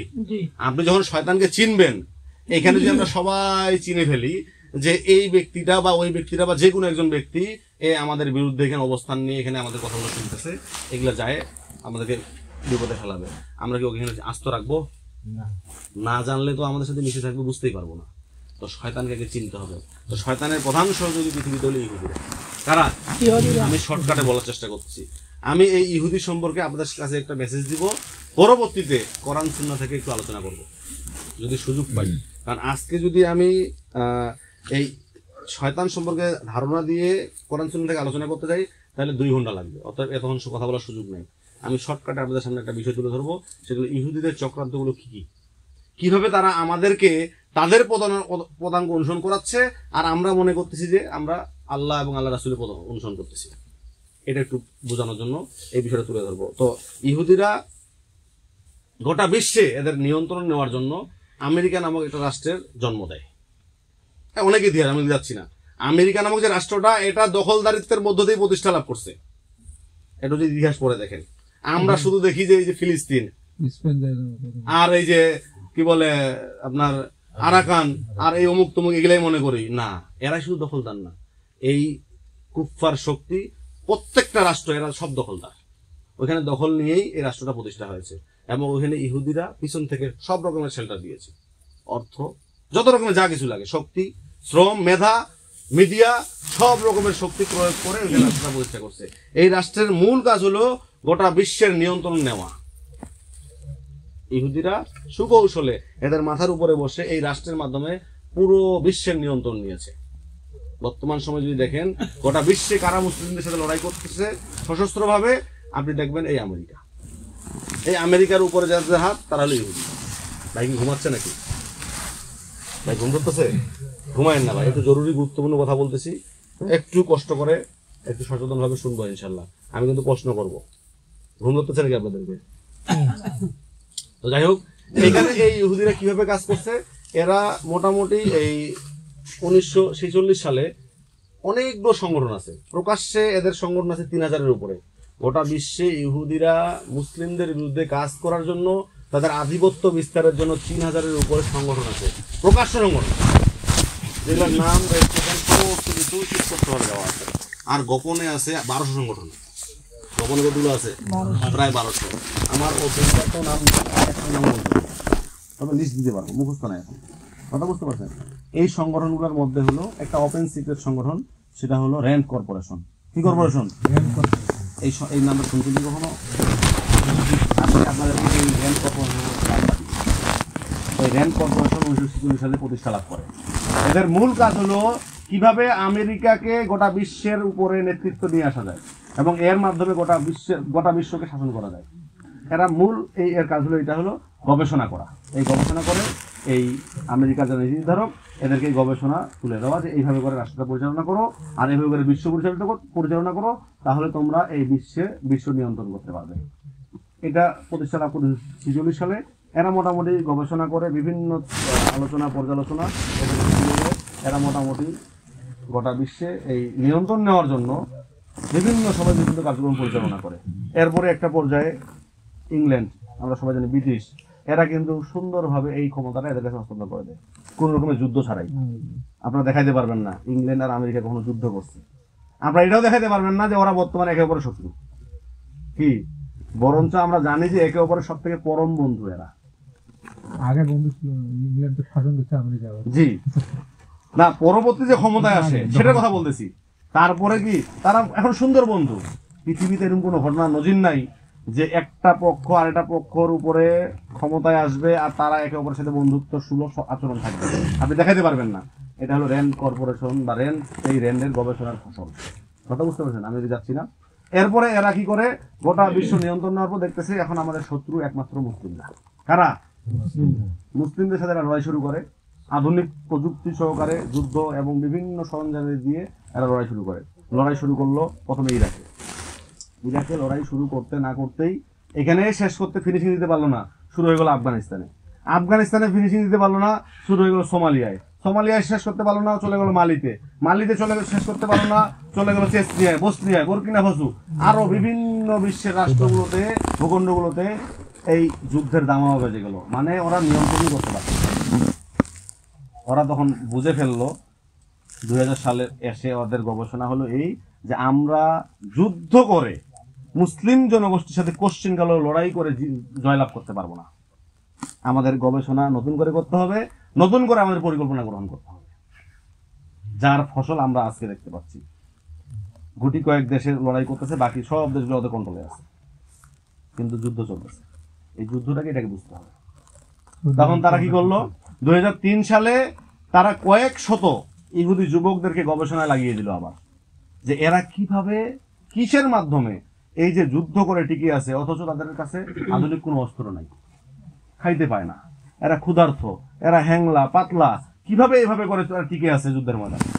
তখন তারা গবেষণায় লেগে যায় এবং কিভাবে আমরা এদেরকে নিয়ন্ত্রণ করতে পারি নতুন করে গবেষণা শুরু করে। 2003 সালে গবেষণা শুরু করে 2007 সাল পর্যন্ত গবেষণা করে। এই র্যান্ড কর্পোরেশন, মানে শত শত যুবক গবেষণা করার পর একটা ফাইল, গবেষণার রিপোর্ট এই আমেরিকা নামক যে যারা রাষ্ট্রটার নীতি নির্ধারক এদের কাছে এই একটা ফাইল তুলে দেয় যে আপনারা যদি এই ফাইল অনুযায়ী পুরো বিশ্ব শাসন করতে পারেন, পরিচালনা করতে পারেন, এই নীতিমালা ফলো করে, তাহলে আপনার পুরো বিশ্বকে কন্ট্রোল করতে পারবেন। আমি আপনাদের সামনে এই নীতিমালার যে হেডলাইনগুলো আছে, মূল যে বার্তাটা, এটা আপনাদের সামনে একটু আলোচনা করবো, তারপরে আমি আলোচনা শেষ করবো। আল্লাহ সুবহানাহু ওয়া তাআলা তৌফিক দান করুন। আল্লাহুম্মা আমিন। একটু সময় নিয়ে ধৈর্য নিয়ে শুনবেন ইনশাআল্লাহ। কথা বুঝতে পারছেন? কেউ অধৈর্য হবেন না, একটু সময় নিয়ে। সেটা হলো এই গবেষণার মূল বিষয়। এই গবেষণায় তারা 2টা নীতিমালা উল্লেখ করে। কয়টা নীতিমালা? এগুলা আমাদেরকে আজকে মুখস্থ করে যাইতে হবে। মুখস্থ না করলেও মাথায় সেট করে নিয়ে যাইতে হবে। আপনি এই নীতিমালাগুলো আপনার উপরে বাস্তবায়ন হচ্ছে, আপনি টের পাচ্ছেন না। আপনার মসজিদে চলতেছে এই কার্যক্রম, আপনার পাড়ায় চলতেছে এই কার্যক্রম, আপনার মহল্লায় চলতেছে, আপনার দেশে চলতেছে, আপনি জানেনই না। আপনি মনে করতেছেন এরাও সবাই আমাদের পক্ষে আছে। কথা বুঝতে পারছেন? এই নীতিমালার 2টা নীতিমালার একটা নীতিমালা হলো, সর্বপ্রথম আমরা যদি এই পুরো বিশ্বকে কন্ট্রোল করতে চাই, তাহলে 1 নম্বর নীতিমালার প্রথম যে বিষয়টা, সেটা হলো গোটা বিশ্বব্যাপী যতগুলো মুসলিম রাষ্ট্র আছে, এই রাষ্ট্রগুলোতে আমাদের পারপাস সার্ভ করবে, আমাদের প্রতিনিধিত্ব করবে, এরকম ব্যক্তিদেরকে শাসক হিসেবে নিযুক্ত করতে হবে। কথা বুঝতে পারছেন? গোটা বিশ্বের, শুধু বাংলাদেশের কথা বলতেছি, আমি গোটা বিশ্বের মুসলিম রাষ্ট্রগুলোর কথা বলতেছি, যে রাষ্ট্রগুলোতে আল্লাহর শরিয়া ব্যতীত অন্য কারো আইন চলছে, এই রাষ্ট্রগুলোর কথা বলতেছি। যদি আমরা এই রাষ্ট্রগুলো নিয়ন্ত্রণ নিতে চাই, তাহলে আমাদের প্রতিনিধিত্ব করবে এরকম শাসক নিযুক্ত করতে হবে। এইটার এই এই এই নীতিমালাকে সামনে রেখে ওরা পুরা বিশ্বকে 2007 সাল থেকে শুরু করছে সাজানো। পুরা বিশ্বকে, পুরা বিশ্বের মুসলিম রাষ্ট্রগুলোতে এরা ওদের প্রতিনিধিত্ব প্রত্যেকটা রাষ্ট্রে নিযুক্ত করতে পারছে। নাউজুবিল্লাহ। এটা শুধুমাত্র বাংলাদেশ না, শুধুমাত্র পাকিস্তান না, শুধুমাত্র আফগানিস্তান না, মানে ইতিপূর্বে শুধুমাত্র ওই অন্যান্য রাষ্ট্রগুলো না, সৌদি আরব থেকে শুরু করে প্রত্যেকটা রাষ্ট্রে ওদের প্রতিনিধিত্ব নিযুক্ত করা হয়ে গেছে। এর সবচেয়ে বেশি প্রতিনিধিত্ব করছিল সৌদি আরবের যে রাষ্ট্রপতি, এরা। কথা বুঝতে পারছেন? যার কারণে ওই সৌদি আরবে এই মার্কিন সেনাবাহিনী আছে না, আরে ওইখানে ঘাঁটি গেড়ে ওখান থেকে লড়াই করছে। কার সাথে? আমার ভাইয়ের সাথে, আপনার ভাইয়ের সাথে। আপনার বোনকে ধর্ষণ করছে ওইখানে ঘাঁটি গাড়ার কারণে, মানে ওই কারণে সুবিধা হয়েছে। তো ওই যেখানে আল্লাহর রাসূল যেখান থেকে তাওহীদের বার্তা শুরু করেছিল, সেখানে যদি কন্ট্রোল করতে পারে, আর কি বাকি থাকে? আমাদের রাষ্ট্রগুলোর অবস্থা আরো খুব খারাপ। তবে যাই হোক, প্রত্যেকটা রাষ্ট্রে তারা তাদের প্রতিনিধিত্ব নিযুক্ত করার এই সফলতা তারা অর্জন করতে পারছে। এরপরে দ্বিতীয় যে বিষয়টা, প্রথম নীতিমালার 1 নম্বর নীতিমালার, সেটা হলো প্রত্যেকটা রাষ্ট্রে আমাদের যে বার্তাগুলো, এগুলো যেন প্রচার করতে পারে, আমরা যেন বলতে পারি, পৌঁছাইতে পারি জনগণের কাছে। এই জন্য কি করছে? মিডিয়া ব্যক্তিত্ব নিযুক্ত করছে। কি নিযুক্ত করছে? বুঝাইতে পারিনি মনে হয়। এই যে মিডিয়াগুলো কার কথা বলে? আল্লাহর কথা বলে নাকি এই আমেরিকার কথা বলে? আমেরিকার কথা। তাহলে আপনাকে বুঝতে হবে, এই মিডিয়ার কাছে আপনি কোশ্চেন কালো ভালো কিছু আশা করবেন না। যদি করেন তাহলে আপনি বোকার স্বর্গে আছে। এরা এই বাউলদের পক্ষে বক্তব্য দিচ্ছে না, দিচ্ছে না? এই রাষ্ট্রের যারা প্রধান বাউলদের পক্ষে কি বলছে? যারা এদের বিরুদ্ধে আন্দোলন করবে তাদেরকে গ্রেফতার করো। নির্দেশনা দিছে না? তাহলে আপনি বুঝতেছেন না, আপনার শত্রুকে আপনি বুঝতেছেন না, ইসলামের ফেসিবাদ বলতেছে। কথা বুঝতে পারছেন? যাই হোক, এরপরে আসেন এই 2 নম্বর কাজ কি করছে? দ্বিতীয় যে পলিসি, সেটা হলো মিডিয়া ব্যক্তিত্ব নিযুক্ত করা। এরা গোটা বিশ্বে এটা কাজ সাকসেস হয়ে গেছে, এই জন্য এদের কথা বলে বলা হচ্ছে, বলতেছে। 3 নম্বর যে কাজটা করে খুব ভয়ঙ্কর কাজ, এই কাজের মানে খপ্পরে আপনিও পড়ে গেছেন, মানে এদের ভিকটিম আপনি নিজেও। 3 নম্বর যে পলিসি, সেটা হলো আমাদের পক্ষে বক্তব্য দেওয়ার জন্য, যারা ইসলামী ল চায়, এদের বিরুদ্ধে বক্তব্য দেওয়ার জন্য আলেম নিযুক্ত করতে হবে। কি নিযুক্ত করতে হবে? আরে ভাই, ওদের কথাগুলো যদি মিডিয়ার মাধ্যমে বলে, আমরা তো বুঝতে পারতেছি এগুলো ওদের কথা, কিন্তু একজন আলেম যদি ওদের কথা বলে, আপনি পক্ষে সাড়া দিবেন না? এই 3 গ্রুপকে দিয়ে তারা একটা গ্রুপকে দমানোর জন্য এই পলিসি গ্রহণ করছে। একটা গ্রুপ কি? যারা যেই দেশে হোক, যারা শুধু চায় শরিয়া। কি চায়? শরিয়া। মানে আল্লাহর শরিয়া ব্যতীত আমরা আরো কারো শরিয়া মানি না। শরিয়া মানে বিধিবিধান, আইন, যেটা নিয়ম কানুন দিয়ে কি দেশ পরিচালিত হয়। আমরা আল্লাহর শরিয়া ব্যতীত আর কারো আইন মানি না। যারা এই কথাটা বলবে আর আমরা বাকি সব কিছুকে বর্জন করি, এদেরকে প্রত্যাখ্যান করি, যারা এই কথা বলবে এদের সাথে এদের তিনজনকে লড়াই যুদ্ধে লাগিয়ে দাও, মানে এদেরকে দিয়ে এদেরকে প্রতিহত করো। কাদেরকে দিয়ে? শাসক, মিডিয়া, আলেম, এই তিন শ্রেণীকে দিয়ে এক শ্রেণীকে প্রতিহত করতে হবে। যদি এই তিন শ্রেণী এক শ্রেণীকে প্রতিহত করতে পারে, তাহলে ওই রাষ্ট্রটা আমাদের পক্ষে বা আমাদের প্রতিনিধিত্ব করতেছে, আমরা বুঝে নিব, এদের সাথে আমরা লড়াই করব না, যুদ্ধ করব না। কথা বুঝতে পারছেন? যদি এই তিন শ্রেণীদেরকে দিয়ে একে প্রতিহত করতে না পারে, তিন শ্রেণী, শাসক যদি নিয়ন্ত্রণ করতে না পারে, মিডিয়া যদি এটার পারপাস সার্ভ করতে না পারে, আলেমরা যদি বক্তব্য দিয়ে কুলাইতে না পারে এদেরকে, যদি এদের উপরে এরা জয়ী হয়ে যায় কোনো কারণে, যদি জয়ী হয়ে যায়, তাহলে পুরো রাষ্ট্রটাকে আমরা কি করব? জঙ্গি রাষ্ট্র ঘোষণা দিব। কি রাষ্ট্র? বুঝাইতে পারি নাই, ব্যর্থ রাষ্ট্র। মানে এই দেখেন, আপনি ইয়া করে দেখেন, আফগানিস্তানে যখন এই তিন গোষ্ঠী মানে এদেরকে নিয়ন্ত্রণ করতে পারে নাই, যখন এরা ক্ষমতায় কোনো কারণে চলে আসছে ইতিপূর্বে, এবার না এর আগের বার, তখন কি পুরো রাষ্ট্রকে জঙ্গি রাষ্ট্র ঘোষণা দেয় নাই? এরা কি জেনোসাইড চালায় নাই? গণহত্যা চালায় নাই? তাহলে এদের থিম বুঝতে হবে আপনাদেরকে। এরা এভাবে করে এই রাষ্ট্রগুলোকে এইভাবে করে যুদ্ধ চালাচ্ছে। আপনি যদি প্রত্যেকটা রাষ্ট্র দেখেন এখন কোন কোন জায়গায় লড়াই চালাচ্ছে, এভাবে করে চালাচ্ছে। যদি এরা নিয়ন্ত্রণ করতে পারে তাহলে সমস্যা নেই। এটা একটা পলিসি, এটা একটা কি, মানে একটা নীতিমালা একটা। এরপরে আরেকটা নীতিমালা গ্রহণ করে না, শুধু এটা করলেই হবে না, এটা দিয়েই নিয়ন্ত্রণ করা সম্ভব না। আরেকটা যেটা গ্রহণ করে নীতিমালা, দুটা নীতিমালার একটা, এক নম্বর বললাম, 2 নম্বর নীতিমালা হলো এই মুসলিমদেরকে বিভক্ত করতে হবে। কি করতে হবে? কারণ এরা যদি ঐক্যবদ্ধ হয় তখন তারা ওই দলটা গঠন করে ফেলবে। এরা যদি ঐক্যবদ্ধ হতে পারে তাহলে তো ওই দলটা গঠন করে ফেলবে এরা, তখন আমাদের বিরুদ্ধে কি আবার কি লড়াই করবে। এই জন্য এদেরকে ঐক্যবদ্ধ হওয়ার সুযোগ দেওয়া যাবে না। এরা কি করে? এই মুসলিম উম্মাহকে মৌলিকভাবে 4 ভাগে ভাগ করে। কয় ভাগে? 4 ভাগে। যদিও অনেক ভাগ আছে, কিন্তু মৌলিকভাবে 4 ভাগে বিভক্ত করে। এই 4টা ভাগের মধ্যে আজকে আমরা দেখবো আমরা কে কোন ভাগে আছি। কথা বুঝতে পারছেন? 4টা ভাগের কোন ভাগে আমরা আছি যদি আমরা আমাদেরকে আইডেন্টিফাই করতে পারি, তাহলেই আমরা ওয়ালা তাত্তাবিউ খুতুওয়াতিশ শাইতান, তাহলেই শয়তানের পদাঙ্ক অনুসরণ করা থেকে আমরা বিরত থাকতে পারবো। আর যদি না পারি, আমরা শয়তানের পদাঙ্ক অনুসরণ করছি আর মনে করতেছি আমি তো আমার আলেমকে অনুসরণ করতেছি, আমার আলেম তো আল্লাহ রাসূলকে অনুসরণ করতেছে, আল্লাহ রাসূল তো আল্লাহর অনুসরণ করছে, আল্লাহরই পথে চলতেছি, আপনি এটা মনে করেন। কথা বুঝতে পারছেন? তাহলে এই 4 ভাগের প্রথম যে একটা ভাগ করে, সেটা হলো তারা নামকরণ করে, এরা হলো ফান্ডামেন্টালিস্ট হবে। কি হবে? মানে ফান্ডামেন্টাল মুসলিম। এই ফান্ডামেন্টাল শব্দের অর্থ হলো মৌলবাদী। ফান্ডামেন্টাল শব্দের অর্থ কি? মৌলবাদী। মৌলবাদী মানে এরা আল্লাহর কোরআন এবং আল্লাহ রাসূলের সুন্নাহ ব্যতীত অন্য কারো কথা গ্রহণ করে না। করে নাকি? না। যদি করে তাহলে এরা ফান্ডামেন্টাল না। এরা ওইখানে আইডেন্টিফাই করছে আর কি। ওদের ওই যে রিপোর্টটা দিছে, যে ওই রিপোর্টের মধ্যে তুলে ধরছে, যদি গ্রহণ করে অন্য কারো কথা, মানে আল্লাহর কথা এবং রাসূলের কথা ব্যতীত অন্য কারো কথা যদি গ্রহণ করে, তাহলে এরা ফান্ডামেন্টাল না। এদেরও একটা ক্যাটাগরি করছে, আমি আসতেছি। তো এই মৌলবাদীদের মূল সিম্পটম কি? এরা আল্লাহর আইন ব্যতীত অন্য কারো আইন গ্রহণ করে না। তাহলে আপনারা কার আইন গ্রহণ করে জীবন পরিচালনা করছেন? আরে ভাই, আপনার বাড়ির পাশে যদি কারো প্রতিবেশীর সাথে আপনার গন্ডগোল লাগে, আপনি কার আইন দিয়ে বিচার ফয়সালা করেন? কোথায় চলে যান? মেম্বার, চেয়ারম্যান, থানা, কোর্ট, আরো যা আছে, এইগুলা কি আল্লাহর শরিয়া দিয়ে, আল্লাহর আইন দিয়ে বিচার করে নাকি মানব রচিত আইন দিয়ে? তাহলে বুঝে নেন আপনি কোন জায়গায় আছে। আর এদের পরিচয় দিছে এরা আল্লাহর আইন ছাড়া অন্য কারো আইন মানে না। এটা হলো একটা গ্রুপ। এটা কি একটা গ্রুপ? একটা গ্রুপ। এদের নাম দিছে এরা ফান্ডামেন্টাল মুসলিম। কি মুসলিম? ফান্ডামেন্টাল মুসলিম। আমাদের কি ফান্ডামেন্টাল হইতে হবে কিনা সেটা বলেন। 100%। আর এই ফান্ডামেন্টাল মুসলিমদেরকে তারা অভিহিত করছে এরা হলো জঙ্গি। এরা কি? জঙ্গি। এরা জঙ্গি বলে। সর্বপ্রথম এরা কি বলবে? আপনাকে জঙ্গি বলবে। এরপরে রাষ্ট্র বলবে সন্ত্রাসী। কি বলবে? সন্ত্রাসী বলবে। আর এদের যারা আলেম এরা বলবে খারেজি। কথা বুঝাইতে পারি নাই?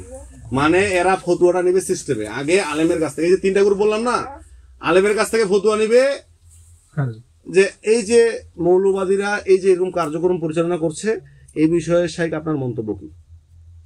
শাইখ বলবে এদের সাথে কোরআন হাদিসের কোনো সম্পর্ক নাই, ইসলামের সাথে এদের কোনো সম্পর্ক নাই। এরা কি? ইসলামের পরিভাষায় এরা সুন্দর করে এখানে আলোচনা করছে দলিল দিয়ে, এরা হলো খারেজি। নাউজুবিল্লাহ। অথচ খারেজি হওয়ার কোন রকমের কোনো সম্ভাবনা নাই যদি ইসলামী ইমারা, ইসলামী খিলাফা প্রতিষ্ঠিত না থাকে। বুঝাইতে পারি না মনে হয়। খারেজি মানে বিদ্রোহী। খারেজি মানে কি? বিদ্রোহী, যারা রাষ্ট্রদ্রোহী। তা আমাদের বাংলাদেশে কি ইসলামী ইমারা প্রতিষ্ঠিত হয়েছে? তাহলে এখানে রাষ্ট্রদ্রোহী তৈরি হওয়ার কোন সুযোগ আছে? আছে? তাহলে খারেজি হওয়ার কোন সুযোগ নাই। ভুল ত্রুটি, বিভিন্ন মন্তব্য, বিভিন্ন বক্তব্য থাকতে পারে, সেটা আলাদা বিষয়, কিন্তু খারেজি তৈরি হওয়ার বাংলাদেশের সুযোগ নাই। সুযোগ আছে আফগানিস্তানে, সুযোগ আছে কোথায়? সুযোগ আছে সিরিয়ায় বর্তমান। এ ব্যতীত অন্য কোথাও সুযোগ আছে? তাহলে বাংলাদেশে খারেজি তৈরি হওয়ার কোন সুযোগ নেই। কিন্তু এই শাইখরা কি ফতুয়া দেয়? এরা হলো খারেজি। এই ফতুয়াটা কালেক্ট করলো যারা, এই যে মিডিয়া, এই মিডিয়া গিয়ে সুন্দর করে এটাকে বয়ান দিয়ে টোয়াটা দিয়ে সাজাবে, এটা রংচল লাগায় একটা মাত্রা দিবে। মাত্রাটা হলো এরা হলো জঙ্গি। এরা কি? এই মিডিয়ার বক্তব্য যখন চলে গেল শাসকের কানে, এরা তখন ফতুয়া দিল এরা হলো সন্ত্রাসী। কি ফতুয়া দিল? সন্ত্রাসী। এই যে খারেজি, জঙ্গি, সন্ত্রাসী এক সুতে গাথা। কথা বুঝতে পারছেন? এরপরে একে জেলে ভরো, একে ফাঁসি দাও, এর রক্ত হালাল নাউজুবিল্লাহ। ঘটনা ঘটছে না এরকম? আপনি এখন খবর নিয়ে দেখেন, ইউটিউবে সার্চ দেন খারেজি শব্দ লেখে, কারা এই ফতুয়া দিচ্ছে। এসি রুমে বসে কারা এই এসি রুমে বসে কারা খারেজি ফতুয়া দিচ্ছে। কথা বুঝতে পারছেন? এদের আবার গ্রহণযোগ্যতা আছে সমাজে। এটা গেল একটা কি ফান্ডামেন্টাল মুসলিম। এদের বিরুদ্ধে মূলত লড়াই চলবে শুধু এদের বিরুদ্ধে, বাকিদের বিরুদ্ধে কোনো লড়াই চলবে না। এদেরকে নিয়ন্ত্রণ করতে হবে। বাকিদের কি করতে হবে? যেমন আমাদের বাংলাদেশে আছে মাদক দ্রব্য নিয়ন্ত্রণ মন্ত্রণালয়, নাকি অধিদপ্তর? মাদক দ্রব্য নির্মূল অধিদপ্তর আছে? নাই, নিয়ন্ত্রণ আছে। মানে তুমি মাল খাবা সমস্যা নাই, তুমি নেশা করে তোমার বাসায় গিয়ে তুমি মেয়ের সাথে জানা করো, নাউজুবিল্লাহ। হচ্ছে না ভাই? কোথায় আছেন ভাই? নিজের ছেলের বউয়ের সাথে জানা করছে, নাই? তার নাই?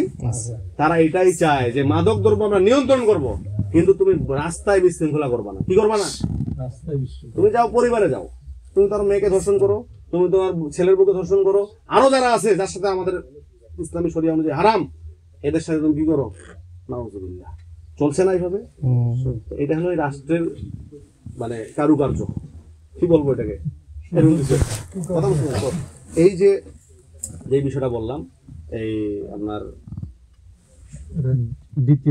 দ্বিতীয় যে বিষয়টা, এদেরকে এরা নিয়ন্ত্রণ করবে। কি করবে? বাকি তিন গ্রুপকে এরা নিয়ন্ত্রণ করবে, কিন্তু এই গ্রুপ তো নিয়ন্ত্রিত হবে না। এদের বিরুদ্ধে লড়াই করতে হবে, এদেরকে জেল দিতে হবে, সেল দিতে হবে, হত্যা করতে হবে, ফাঁসি দিতে হবে। এদেরকে এরা এইভাবে নিয়ন্ত্রণ করবে, কিন্তু বাকিদের বিরুদ্ধে যুদ্ধ হবে নিয়ন্ত্রিত যুদ্ধ, মানে এদেরকে শুধু নিয়ন্ত্রণে রাখে।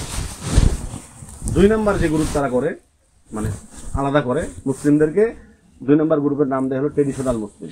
কি মুসলিম? এটা কিন্তু মাথায় রাখতে হবে ভাই, কারণ এইগুলো এই মুসলিমদেরকে আপনি সমাজে দেখতে পাবেন। ট্রেডিশনাল মুসলিম কারা? ট্রেডিশনাল শব্দের অর্থ হলো ইতিহাস ঐতিহ্যবাহী মুসলিম। কি মুসলিম? মানে এরা ইতিহাসের কথা বলে, ঐতিহ্যের কথা বলে। এই গ্রুপ থাকবে একটা। এখন আপনাদেরকে যদি প্রশ্ন করি, ইতিহাসের সবচেয়ে গ্রহণযোগ্য কিতাবের নাম কি বলবেন ভাই? কি বলবেন? শুনে বললে তো হবে না ভাই, বুঝে শুনে বলতে হবে। আমি কিন্তু শুরুতেই বলছিলাম একটা কথা, একজন ভোট করে একটা কথা বলে দিল, ওনাকে তো প্রশ্ন করি নাই, উনি কেন বললো? বুঝাইতে পারেনি মনে হয়। বলেন তো আপনারা কি জানেন মুসলিমদের সব থেকে ইতিহাসের গ্রহণযোগ্য কিতাবের নাম কি? সন্দেহ আছে কোনো? এইবার বুঝে শুনে বললেন। কথা বুঝতে পারছেন? কেন? আপনি কোরআনে যদি 1/3 দেখেন কি ইতিহাসের আলোচনা, মানে আল্লাহ রাসূলের আগের যে নবী রাসূলরা ছিল তাদেরকে নিয়ে আলোচনা করছেন। তার মানে তারা কোরআনের কথা বলে। বুঝতে পারছি কি? ইতিহাসের কথা বলে মানে কোরআনের কথা বলে। ঐতিহ্য মানে আল্লাহ রাসূল এবং তার সাহাবী আজমাইনগণ আমাদের ঐতিহ্য। ঐতিহ্যকে ধারণ করতে হয়, ঐতিহ্যকে আমল করতে হয়, লালন করতে হয়, নাকি? কেমন লালন করতে হয়? আমাদের ঐতিহ্য হলো 71। ডিসেম্বর আসতেছে, এই যে ডিসেম্বরে কি করতে হবে? আমল করতে হবে। ওই দিনের বিজয় অনুষ্ঠানকে আমল করতে হবে। এটাকে বলে ঐতিহ্য। তার মানে আল্লাহ রাসূল যা বলবে, সাহাবীরা যা করেছে, আমরা সেটা আমল করি।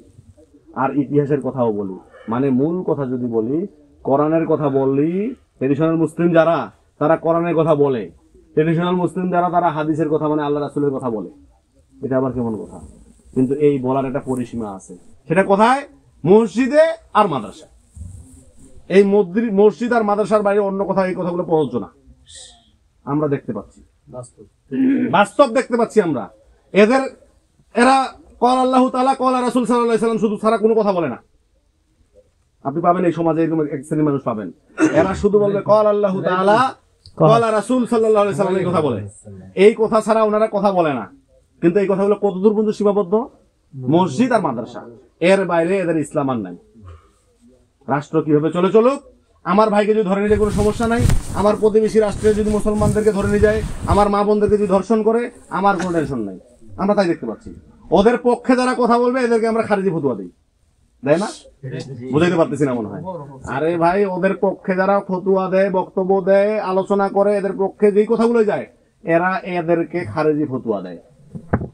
আপনি এই ট্রেডিশনালদেরকে দেখতে পাবেন, অন্য কেউ কিন্তু দেয় না, এই ট্রেডিশনালরা দেয়।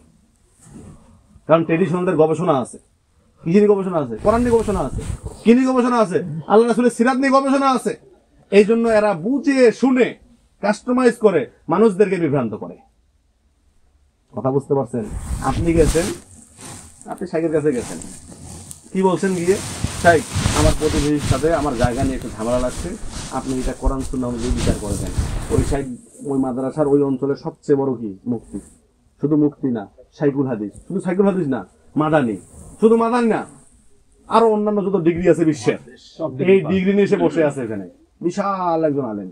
এই আলেমের কাছে গেছেন আপনি ফতোয়া সমাধান নেওয়ার জন্য, কোরআন সুন্নাহর সমাধান দিবে। উনি আপনাকে বলছে এই ঘটনাটা কি আপনি মেম্বারকে জানাইছেন?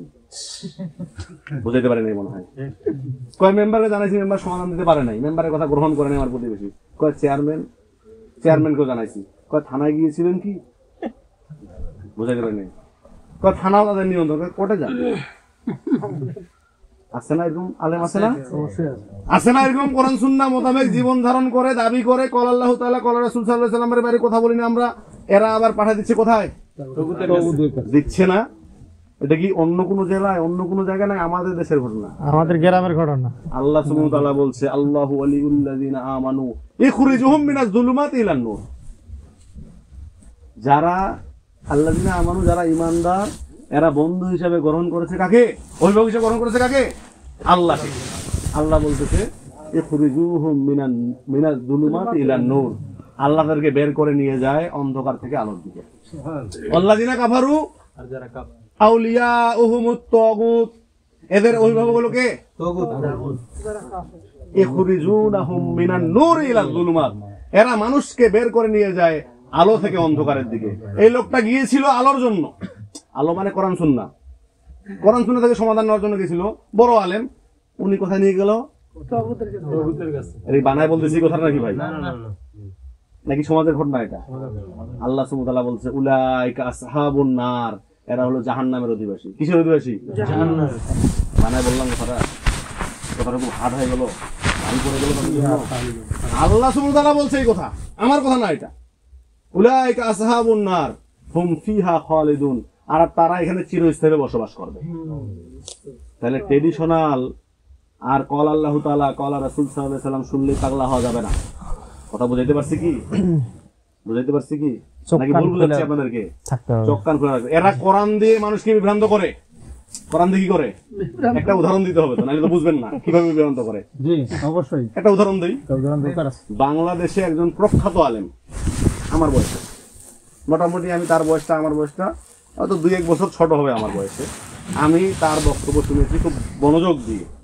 সে বাংলাদেশ সরকারের মন্ত্রী হওয়ার জন্য কোরআন থেকে ফতোয়া দিছে যে হওয়া যাবে। বুঝাইতে পারি নাই মনে হয়। ফতোয়া কোথা থেকে দিছে? কোরআন থেকে। আপনাকে এখন ওই ফতোয়াটা দিচ্ছি, আপনি এই ফতোয়ার বাইরে জানতো দেখি কিভাবে যান। সে ফতোয়া নিয়ে আসছে ইউসুফ আলাইহিস সালামের জীবনী। তো ইউসুফ আলাইহিস সালাম অমুসলিম শাসকের আন্ডারে মন্ত্রী ছিল কিনা? ভাই ছিল কিনা কথা বলেন? ছিল না? ওই ফতোয়া ও এখন এখানে ফিট করে দিচ্ছে বাংলাদেশের জন্য। আপনি গ্রহণ করবেন না? কোরআনের দলিল গ্রহণ করবেন না? কি করবেন? করবেন না? আরে ভাই না করলে আপনি নিজেকে মনে করেন আমি তো কাফের হয়ে যাবো। কোরআন থেকে বলছি, কিন্তু আমি বলতেছি আপনি যদি এই ফতোয়া গ্রহণ করেন আপনি কাফের হয়ে যাবেন। নাউজুবিল্লাহ। গ্রহণ করলে আস্তাগফিরুল্লাহ। কিভাবে হবো এটা একটু বলি। আল্লাহ রাসূলের সময় সাল্লাল্লাহু আলাইহি সাল্লাম উমর রাদিয়াল্লাহু আনহু এবং আবু বকর রাদিয়াল্লাহু আনহু মসজিদে নববীতে আছেন। তো উমর রাদিয়াল্লাহু কি তাওরাতের একটা অংশ পড়ছেন, ঘটনা সবাই জানেন কম বেশি, যাদেরই গবেষণা আছে ইসলাম সম্পর্কে তারাই এই ঘটনা শুনেছেন। তো আল্লাহ রাসূল আসলেন, যখন দেখলেন যে তাওরাতের একটা অংশ পড়ছে, দূর থেকে দেখতে পেলেন, তো আল্লাহ রাসূল রাগান্বিত হয়ে বসে পড়লেন, তার মুখ লাল হয়ে গেল। এরপরে আবু বকর রাদিয়াল্লাহু আনহু এই ঘটনাটা দেখলেন। আবু বকর রাদিয়াল্লাহু আনহু ঘটনাটা দেখে উমর রাদিয়াল্লাহু আনহু বলছেন, তোমার ধ্বংস হোক, তুমি কি দেখছো না আল্লাহ রাসূলের চোখ মুখ রাগান্বিত হয়ে গেছে? উমর রাদিয়াল্লাহু আনহু বলছে, কি এমন ঘটনা ঘটালাম আমি? আল্লাহ রাসূলের কাছে চলে গেলেন, গিয়ে বলছেন, ইয়া রাসূলুল্লাহ, আপনার জন্য আমার বাপ মা কুরবান হোক, আমার কোন আচরণ কোন বিষয় আপনাকে রাগান্বিত করেছে? আমি তো তাওরাতের একটা অংশ পড়ছি, এটাও তো আল্লাহর নাজিলকৃত কিতাব, নাকি কিতাব না? কিতাব সেই সময় বিকৃত হয় না এরকম, আর বিকৃত কিতাব তিনি পড়ছিলেন না অংশ। তখন আল্লাহ রাসূল সাল্লাল্লাহু আলাইহি ওয়াসাল্লাম কি বললেন, যে দেখি কি ভালো কিছু আছে দেখি, এটা বলছিল নাকি বলছিল যে তখন যদি মুসা আলাইহিস সালামও আসে, ঈসা আলাইহিস সালামও যদি আসে, তাকেও আমার শরীয়ত অনুসরণ করতে হবে, আমার আনুগত্য করতে হবে, কথা বলছিল? তাহলে আপনি আগের নবী রাসূলদের শরিয়া দিয়ে বর্তমান জীবন পরিচালনা করলে চলবে না। তাহলে বুঝতে হবে শরিয়া কি জিনিস। শরিয়া প্রত্যেক নবী রাসূলদের জন্য আলাদা আলাদা ছিল, কথা বুঝতে পারছেন? তাওহীদ ছিল একটা। তাহলে এই কোরআন দিয়েই আপনাকে দলিল দিবে না? বিভ্রান্ত হওয়া যাবে? ওই সময়কার স্কুলের প্রেক্ষাপট আর এখন সেটাই তো বিষয়, শরিয়ায় আলাদা ছিল তার জন্য। প্রেক্ষাপটটাও তো অতএব ওই দলিল এখান প্রযোজ্য না। ওই দলিল যদি আপনি প্রযোজ্য করেন তাহলে আপনি ইসলাম থেকে বিচ্যুত হয়ে যাবেন। তাহলে এই ট্রেডিশনাল সম্পর্কে সাবধান থাকতে হবে। এখন এই র্যান্ড কর্পোরেশনের বক্তব্য হলো, এই এদেরকে নিয়ন্ত্রণ করব কিভাবে? ফান্ডামেন্টালদের সম্পর্কে তো বক্তব্য দিচ্ছে যে এদেরকে সবসময় কি লড়াই করতে হবে, কিভাবে গ্রেফতার করতে হবে, এদেরকে কন্ট্রোল করে রাখতে হবে, এদেরকে জেল দিতে হবে, ফাঁসি দিতে হবে, এটার মাধ্যমে এদেরকে দমাবে। তাহলে এদেরকে কন্ট্রোল করবে কিভাবে? এদের সম্পর্কে এদের মন্তব্য হলো যে সবসময় ফান্ডামেন্টাল আর ট্রেডিশনালদের মাঝে লড়াই, যুদ্ধ, বাকযুদ্ধ, দ্বন্দ্ব, অনৈক্য লাগিয়ে রাখতে হবে। কারণ যদি কোনোভাবে কোনো কারণে যদি এরা একত্রিত হতে পারে, এরা আবার মিউচুয়াল করে ফেলবে। কারণ কেন? কারণ কোরআন সুন্নাহ সবথেকে কাছাকাছি মানুষ, এই ফান্ডামেন্টালটা তো কোরআন সুন্নাহরই কথা বলে নাকি? কিন্তু এরা একটু বিকৃত করে বলে, এরা যা আছে তাই বলে, যেভাবে আছে সেভাবেই বলে। যার কারণে এই র্যান্ড কর্পোরেশন পরামর্শ দিচ্ছে আমেরিকার যারা নীতি নির্ধারক, যে এদের সম্পর্কে সবসময় এদের সাথে লড়াই, দ্বন্দ্ব, দাঙ্গা, ফাসাদ, ফতুয়া জারি রাখতে হবে, যাতে করে কোনোভাবেই এরা ঐক্যবদ্ধ না হতে পারে। এটা গেল ট্রেডিশনাল মুসলিম। এরপরে 3 নাম্বার যে মুসলিমদেরকে তারা নামকরণ করে, এরা হলো মডার্নিস্ট মুসলিম, মডারেট মুসলিম। কি মুসলিম? মডারেট মানে কি? কাট সাট করে, কাস্টমাইজ করে, নিজের মতো করে। আমরা জানি না মডারেট মানে কি? মানে এটাকে কাস্টমাইজ করা, আধুনিকতাবাদী মুসলিম। আধুনিকতাবাদী মানে আমরা জানি আধুনিকতা মানেই পশ্চিমা, যুগের সাথে তাল মিলিয়ে চলা। আধুনিকতা মানেই কি? আমেরিকা। আমরা কিন্তু এটাই বুঝি, আমাদের সমাজের মানুষেরা এটাই বুঝে।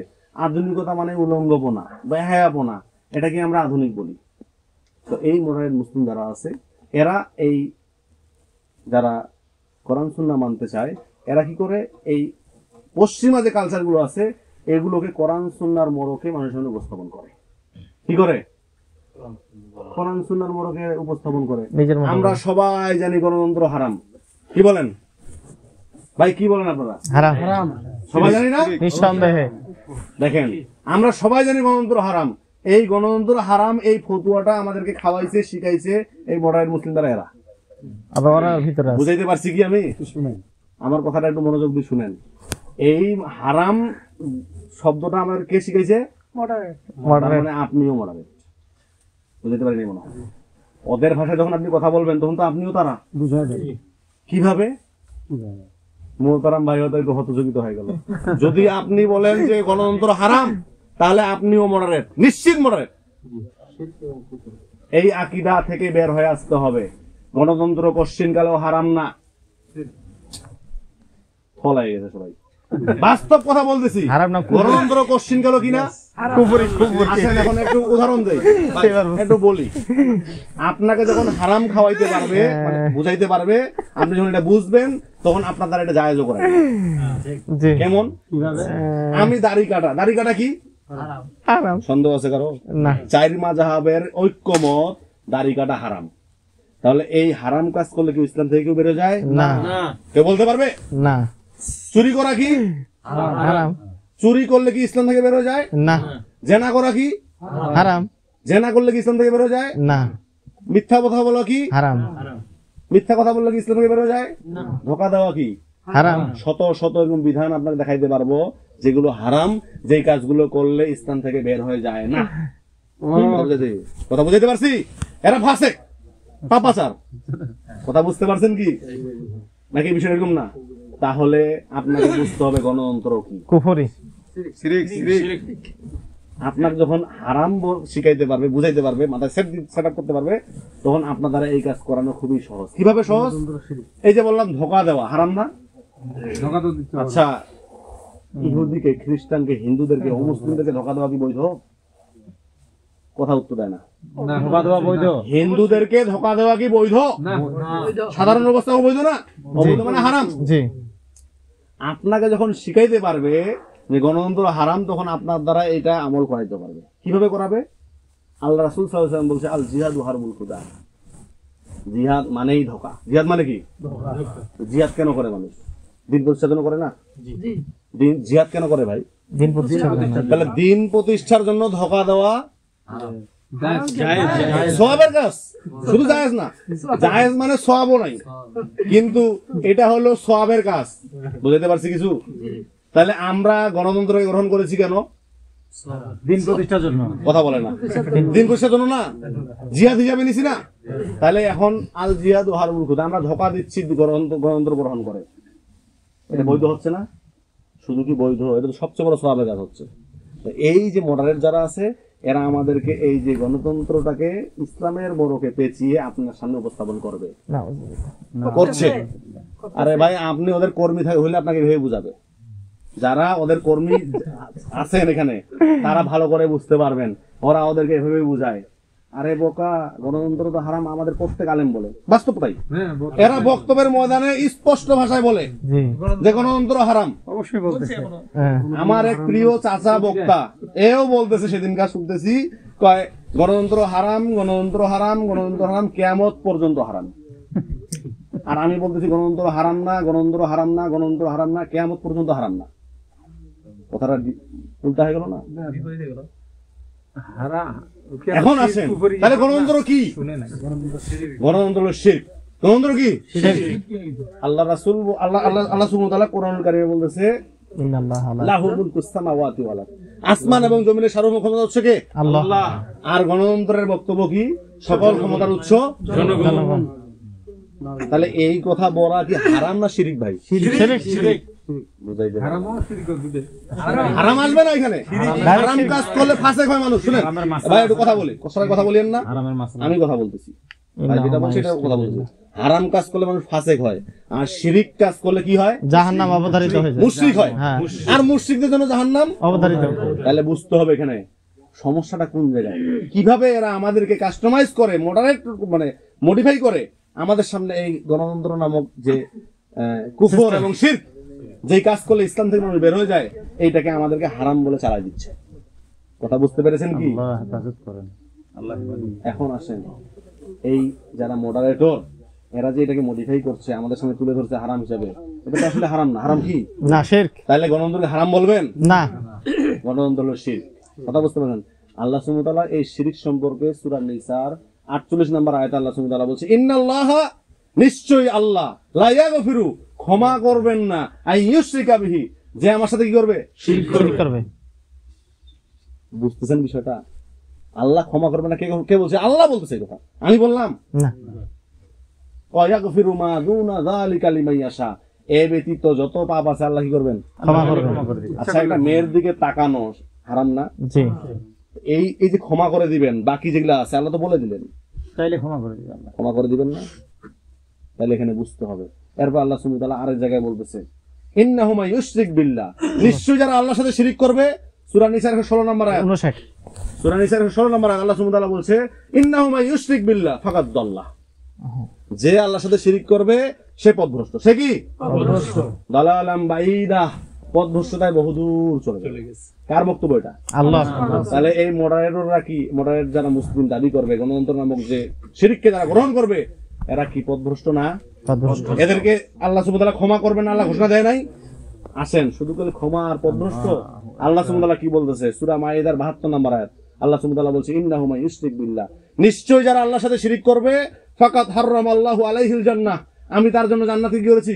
হারাম করে দিয়েছি। এরপর আল্লাহ সুবহানাহু ওয়া তাআলা বলছে মাওয়াহুন নার, তার থাকার জায়গা জাহান্নাম। তাহলে আপনি এই গণতন্ত্রের মাধ্যমে দিন প্রতিষ্ঠা করে শিরিক করে কোন জান্নাতে যাবেন? আলাদা জান্নাত আছে নাকি? আলাদা আছে নাকি? তোমার জন্য কি আলাদা জান্নাত বানায় রাখছেন? দিন প্রতিষ্ঠা যারা এই শিরিককারী দিন প্রতিষ্ঠা করবে, মানে শিরিক করার মাধ্যমে যারা দিন প্রতিষ্ঠা করবে দাবি করছে, এদের জন্য কি আলাদা জান্নাত আছে? না। তাহলে আল্লাহ সুবহানাহু ওয়া তাআলার স্পষ্ট ঘোষণা, এখানে কোনো সন্দেহ সংশয় নাই, আছে নাকি? না না, স্পষ্ট কথা। কি কথা? ইন্নাহু মান ইউশরিক বিল্লাহ, যারাই আল্লাহর সাথে শিরিক করবে, ফাকাদ হারামাল্লাহু আলাইহিল জান্নাহ, তাদের জন্য জান্নাতকে আল্লাহ হারাম করেছেন। হারাম করেছেন মানে তারা কোথায় থাকবে? ঘুরে বেড়াবে? ওয়া মাওয়াহুন নার, তাদের থাকার জায়গা জাহান্নাম। তাহলে স্পষ্ট কথা, এদের সম্পর্কে স্পষ্ট কথা। এরা নতুন করে স্লোগান তৈরি করেছে, রাষ্ট্র যার যার ধর্ম সবার, নাউজুবিল্লাহ। বুঝাইতে পারেনি মনে হয় এদের বক্তব্য, আমি দেখাইতে পারবো, আমি এখন মোবাইল বার করে ভিডিও দেখাইতে পারবো আপনাকে। এরা স্লোগান দিচ্ছে, নতুন স্লোগান তৈরি করছে, রাষ্ট্র সবার, ধর্ম যার যার। বুঝাইতে পারেনি মনে হয়। রাষ্ট্র কার? হিন্দু, মুসলিম, বৌদ্ধ, খ্রিস্টান, নাউজুবিল্লাহ। রাষ্ট্র তো আল্লাহর নাকি? নতুন স্লোগান দিচ্ছে, রাষ্ট্র সবার, ধর্ম যার যার। এই মডার্ন মুসলিমদের বক্তব্য। কথা বুঝতে পারছেন? এরা নিজেরাই এইভাবে করে তাদের সামনে মাউথপিস আগায় দিছে যে আপনাদের সম্পর্কে এই পুরো বিশ্ব যে একটা প্রোপাগান্ডা আছে, আপনাদের মন্তব্য কি? তখন তারা বলতেছে আমাদের মন্তব্য হলো, আমাদের সম্পর্কে গোটা বিশ্ব মিডিয়া জানে যে আমরা মডারেট সংগঠন। ইন্না লিল্লাহি ওয়া ইন্না ইলাইহি রাজিউন, নামটা উল্লেখ করে বলতেছে। তাদের আমি নাম বলবো, কোন এক সংগঠনের নাম নিয়ে বাকি গণতান্ত্রিক সংগঠনগুলোকে আমি বঞ্চিত করতে চাই না। বুঝতে পারি নাই মনে হয়। আমি যদি একজন সংগঠনের নাম নেই, মানে একটা সংগঠনের নাম নেই, সংগঠন তো এখানে 36টার উপরে নিবন্ধিত সংগঠন আছে যারা গণতন্ত্র গ্রহণ করছে, আছে না ভাই? তাহলে আমি যদি এখন একজনের নাম নেই, এর উপর তো জুলুম করা হলো, বাকিদেরকে তো মানে কি বাকিদেরকে বঞ্চিত করা হলো। অতএব কোন এক দলের বিরুদ্ধে আমাদের কথা না, গণতন্ত্র যারা। কথা বুঝতে পারছেন কি? আপনি শাইখুল হাদিস গণতন্ত্র গ্রহণ করছেন, আপনি তো ওই আবুল হাকাম। বুঝতে পারেনি মনে হয়। এই মক্কায় আবুল হাকাম ছিল, আবুল হাকামের জ্ঞান ছিল, আমরা তার জীবনী সম্পর্কে পড়ে দেখেছি, তার জ্ঞান ছিল এরকম। কিরকম? সে মরুভূমিতে যখন কোনো মানুষ হাঁটে যাইতো, ওই পায়ের ছাপ দেখে সে বলে দিত এই পায়ের ছাপটা কি পুরুষের নাকি নারীর। বুঝতে পারি নাই। এই আবুল হাকাম বলে দিত যে এই নারী যদি হয় গর্ভবতী নাকি অগর্ভবতী, এ কি বিবাহিত নাকি অবিবাহিত, এ কোন গোত্রের, কোন বংশের, কোন অঞ্চলের, সব বলে দিতে পারত। আবুল হাকাম এমনি এমনি আমাদের মতো মুখস্থ কিছু বিদ্যা শিখা হয় নাই। বুঝতে পারিনি মনে হয়। এখনকার আবুল হাকামরা তো মুখস্থ কিছু শিখে আসছে, রেডি করা আছে, মুখস্থ করছে। এরকম ছিল না, গবেষণা করে আবুল হাকাম হয়েছিল। আর সে যখন কাউকে সার্টিফিকেট দিত, সেও জ্ঞানী হয়ে যেত। আমাদের সময়ও যারা আবুল হাকাম যারা আছে, এদের প্রতিষ্ঠানগুলোতে এরা কি করছে? সার্টিফিকেট দিচ্ছে না। আপনি আলেম, আপনি আলেম, আপনি আলেম। আরে আলেম তো আল্লাহ সুবহানাহু ওয়া তাআলা ডেফিনিশন দিছে নাকি? দেয় নাই? আল্লাহ সুবহানাহু ওয়া তাআলা বলছে যারা আল্লাহকে ভয় করে, ইন্নামা ইয়াখশাল্লাহু মিন ইবাদিহিল উলামা, যারা আল্লাহকে ভয় করে তারাই তো আলেম নাকি? তাহলে আলেম হওয়ার ডেফিনেশন ওই আপনি মুখস্থ শিক্ষা অর্জন করা না। আলেমরাই আল্লাহ তাআলাকে ভয় করে। কথা বুঝতে পারছেন? প্রকৃত অর্থে আলেমরা কি করে? আপনি ভয় করেন না, আপনি কিসের আলেম? আপনি তো আবুল হাকাম। আবুল হাকাম কে ছিল জানা আছে কি? আবু জাহেল। আমি যে আবুল হাকাম বলতেছি বারবার, এটা কি জানতেছেন? আবু জাহেল। আবুল হাকামের আগে, মানে আবু জাহেলের আগের নাম ছিল আবুল হাকাম। এরা এই সমাজের আবুল হাকাম। কথা বুঝতে পারছেন? তাই আমাদেরকে চিনতে হবে এরা আমাদেরকে কিভাবে করে এই পথ ভ্রষ্ট করতেছে, শিরিক করাচ্ছে। কি বলে? হারাম বলে। অতএব গণতন্ত্রকে হারাম বলবে না, না শিরিক। তাই মাথায় সেট করে নিতে হবে, গণতন্ত্র কোশ্চিন গেল হারাম না, গণতন্ত্র শিরক। শিরিক করলে মানুষ ইসলাম থেকে বের হয়ে যায়। কথা বুঝতে পারছেন? আল্লাহ সুবহানাহু ওয়া তাআলা বুঝার তৌফিক দান করুন। আমিন। তো যাই হোক, এটা হলো 3 নাম্বার, 3টা ক্যাটাগরি বললাম। একটা বললাম ফান্ডামেন্টাল মুসলিম, দুটা বললাম ট্রেডিশনাল মুসলিম, 3 নাম্বার মডারেট মুসলিম। এই শ্রেণীর লোকগুলো আছে কিনা আমাদের সমাজে? বেশি আছে না? এই 3 শ্রেণীর মুসলিম আছে কিনা? আরেকটা শ্রেণী আছে। আরেকটা শ্রেণী কি? এই আরেকটা শ্রেণী হলো সেকুলার মুসলিম। কি মুসলিম? সেকুলার। যারা নিজেরাই বলে আমরা সেকুলার। পান নাই মনে হয়, এই সমাজে মনে হয় নাই। এরা এইভাবে করে বলে, কি বলে? যে আমরা শরিয়া আইনে বিশ্বাস করি না। আপনি নাম কেন নিচ্ছেন একটা দলের? আপনি কেন খালি আওয়ামী লীগের কথা বলতেছেন? এরা তো মরা জন্তু। বর্তমান আওয়ামী লীগ সম্পর্কে যারা কথা বলবে, আমি বলবো এরা মৃত একটা প্রাণী নিয়ে কথা বলতেছে, যার কোনো প্রাণ নাই। হাজারো গালি দিলে উত্তর দিতে পারে না। যেগুলা জীবিত প্রাণী এদের সঙ্গে কথা বলেন, বুঝাইতে পারি না মনে হয়। যারা জীবিত প্রাণী, আপনি এদেরকে নিয়ে চিন্তা গবেষণা করেন। মৃত প্রাণী নিয়ে কত মাটি দাফন দেওয়া হয়ে গেছে। কথা, ও যদি কোনো কারণে ওই কবর থেকে উঠে আসতে পারে, তখন অগ্নি আলোচনা হবে। অগ্নি আমাদের কোনো আলোচনা নাই। আমরা আলোচনা করি না, প্রশ্ন এটা অহেতুক আলোচনা। এখন বর্তমান আসলে করবো, আসলে আলোচনা করবো, কিন্তু এখন যেটা জীবিত প্রাণী আছে, জীবিত জন্তু যারা আছে, ভাই একটু গুরুত্বপূর্ণ কথা একটু শুনেন। যারা জীবিত প্রাণী আছে এদেরকে নিয়ে আলোচনা করেন। এরা প্রকাশ্যে বলছে আমরা শরিয়া আইনে বিশ্বাস করি না। আবার এরাই কি? এরাই টুপি মাথায় দিয়ে আপনার কাছে যাচ্ছে না, ভর্তা আমাকে দেন, যাচ্ছে না। মসজিদে যায় নামাজ পড়তেছে না, এই জানাজা নামাজে একদম বাম হাত ডান হাতের উপর উঠাই দিয়া নামাজ পড়তেছে না, দেখেন নাই মনে হয়? এরা কারা? এরা তো সেকুলার। এদের স্লোগান হলো ধর্ম যার যার উৎসব, নাউজুবিল্লাহ, বলতেছে না? এটা হলো সেকুলার স্লোগান। আচ্ছা, আমরা সবাই জানি, কি জানি? যে ইসলাম হলো শ্রেষ্ঠ ধর্ম, জানেন না? জি, আল্লাহর ঘোষণা। কি বলেন? এই ভাই কি বলেন? ইসলাম শ্রেষ্ঠ ধর্ম না? ইসলাম যদি আপনি শ্রেষ্ঠ ধর্ম বলেন, এটাই হলো সেকুলার আকীদা। মনে কিছু করেন না মোহতারাম। কেন বলতেছি? আমাদের ভিতরে ঢুকে আছে এগুলা। আপনি যখন বলবেন যে ইসলাম শ্রেষ্ঠ, শ্রেষ্ঠর নিচে ভালো কিছু থাকে, বুঝতে পারেন? মানে ইনি হলো গুড, উনি হলো বেস্ট, উনি হলো কি ফাইন, ধরেন ক্যাটাগরি করেন। ইনি fine, good, best, better. Better কোনটা? যেটা সবচেয়ে শ্রেষ্ঠ, নাকি? তার মানে ইহুদিও ভালো নাউজুবিল্লাহ, খ্রিস্টানও ভালো নাউজুবিল্লাহ, হিন্দুও ভালো নাউজুবিল্লাহ, কিন্তু সব থেকে ভালো ইসলাম। ইসলাম এটাই তো বলে সবাই। আমরা সব ধর্মের উপরে সম্মান রাখি, বলতেছে না? আমরা অন্যান্য আইনের প্রতি শ্রদ্ধা রাখি। দেখবেন আপনি, এই বক্তারা আমাদেরকে বক্তব্যের ময়দানে শিখায় যে ইসলাম হলো শ্রেষ্ঠ ধর্ম, আর সবাই বলে ঠিক। আপনারাও বলছেন না জেনে, না জেনেই তো বলবেন, জেনে তো আর বলবেন না। জানলে কি জীবনে বলবেন? আজকে কোথায় বলবেন না? আল্লাহ সুবহানাহু ওয়া তাআলা বলছে কি, ইন্নাদ দীনা ইনদাল্লাহিল ইসলাম। আল্লাহর কাছে একমাত্র দিন কি? ইসলাম। তাহলে অন্যান্য দিন কি দিন বলার সুযোগ আছে? অন্যান্য ধর্মকে ধর্ম বলার সুযোগ আছে? সব অধর্ম। এটা কোনো ধর্মই না। কথা বুঝতে পারছেন? এরা আমাদেরকে শিখাই হবে। এদের সম্পর্কে, ওদের কথা বললাম না। মডারেটদের বিষয়ে ওদের পরামর্শ কি সেটা বললাম না। মডারেটদের বিষয়ে র্যান্ড কর্পোরেশনের পরামর্শ হলো আমেরিকার নীতি নির্ধারকরা এদেরকে প্রশিক্ষণ দিতে হবে। এদের কি দিতে হবে? প্রশিক্ষণ দিতে হবে। এদেরকে আলোচনা পর্যালোচনার মাধ্যমে মডিফাই করতে হবে। এদেরকে আমরা আমাদের দেশে স্বীকৃতি দিব। এরা যখন কোনো আলোচনা করবে, আমরা বলবো এই যে ভালো আলেম।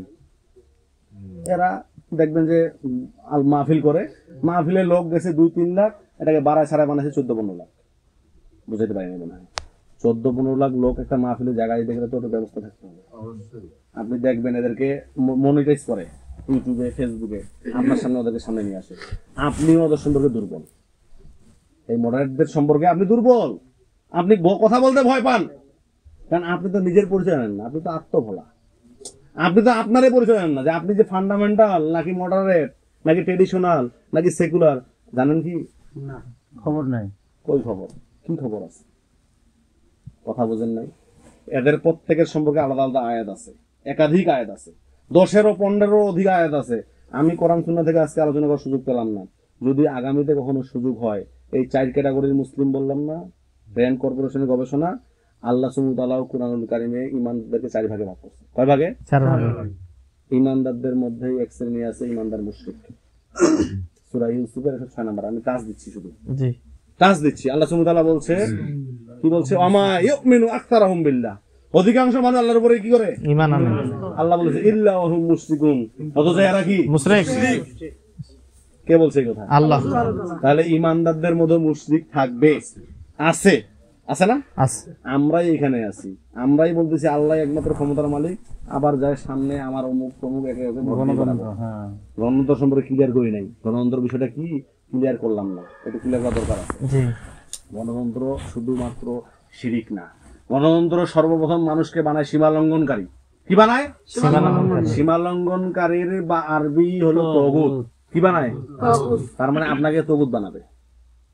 আপনি যখন বলতেছেন যে এইটার মালিক হলাম আমি, আর আল্লাহ বলতেছে না আমি, তা আপনি কি আল্লাহর বিপক্ষে অবস্থান নিয়ে আরেকটা আল্লাহ দাঁড় হলেন কিনা?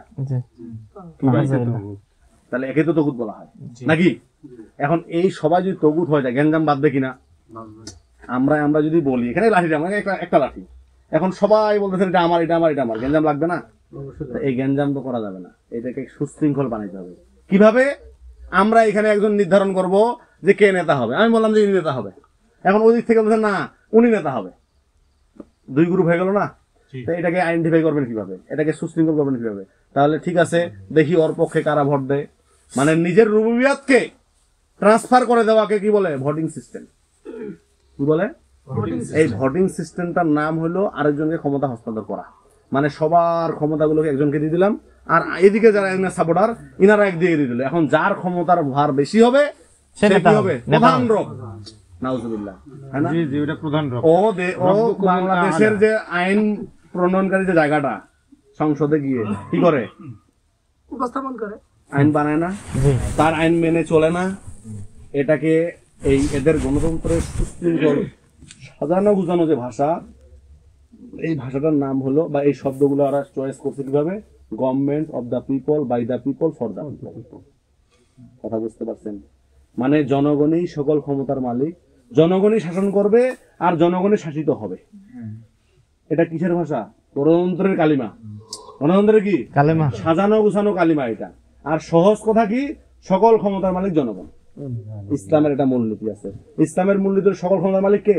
আল্লাহ। আর ইসলামের কালিমা কি? লা ইলাহা ইল্লাল্লাহ। এটা হলো সাজানো গুছানো কথা। কথা বুঝতে পারছেন? তাহলে আপনাকে বুঝতে হবে আপনি কি বলছেন, আপনি তো নিজেই বুঝতেছেন। যাই হোক, এই যে বললাম ইন্নাহু মান ইউশরিক বিল্লাহ, সরি, ওয়া মা ইউমিনু আকতারুহুম বিল্লাহ, অধিকাংশ মানুষ আল্লাহর উপর ঈমান আনে, ইল্লা ওয়া হুম মুশরিকুন, অথচ এই লোকগুলা কি? মুশরিক। তাহলে ঈমানদারদের মধ্যে একদল মানুষ কি থাকবে? মুশরিক। এরা নামাজও পড়বে, এরা হজও করবে, যাকাতও দিবে, আরো বিভিন্ন কিছু করবে, কিন্তু এরপরও এরা আল্লাহর সাথে শিরিক করছে না? আল্লাহ রাসূলের যুগে একজন ব্যক্তির উদাহরণ দেন তো, কাকে উদাহরণ দিবেন ভালো ব্যক্তি হিসাবে পরিচিত আমাদের?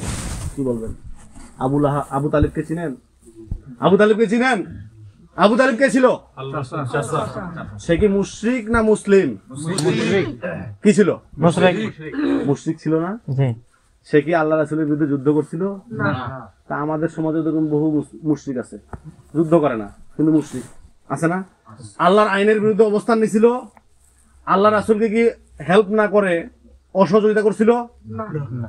ভাই, এই মুশরিকের একটু বর্ণনা যদি আমি দেই, আমি অবাক হয়ে যাই, মানে অবাক হয়ে যাই। যাই হোক, এটা নিয়ে আরেকদিন আলোচনা হবে, আমরা আজকে এই বিষয়ে কথা বলতেছি না। কথা বুঝতে পারছেন? আমরা আরেকদিন আবার বলবো, কারণ এই বিষয়ে যখন বলতে অনেক সময় লাগবে। আরেকটা বলি, এরপরে এটা বললাম ইমানদার মুশরিক, ইমানদারদের মধ্যে আরেকটা গ্রুপ থাকে ইমানদার মুনাফিক। ইমানদার কি? ইমানদার মুনাফিকদের সম্পর্কে আল্লাহ সুবহানাহু ওয়া তাআলা বলছে আমিনান নাসি মান ইয়াকুলু, সূরা বাকারা 8 নম্বর আয়াত। মানুষের মধ্যে কত মানুষ আছে? কি বলে? আমিনান নাসি মান ইয়াকুলু, মানুষের মধ্যে কত মানুষ যারা বলে আমান্না বিল্লাহি ওয়া বিল ইয়াউমিল আখির, আমরা ঈমান এনেছি আল্লাহর উপরে এবং আখিরাত দিবসের উপরে। আল্লাহ সুবহানাহু ওয়া তাআলা বলছে ওয়া মা হুম বিমুমিনিন, অথচ এরা কি নয়? মুমিন নয়। তাহলে এটাও একটা গ্রুপ থাকবে ইমানদারদের মধ্যেই। এইজন্য ইমানদার মুশরিক, ইমানদার মুনাফিক, আরেকটা গ্রুপ আছে।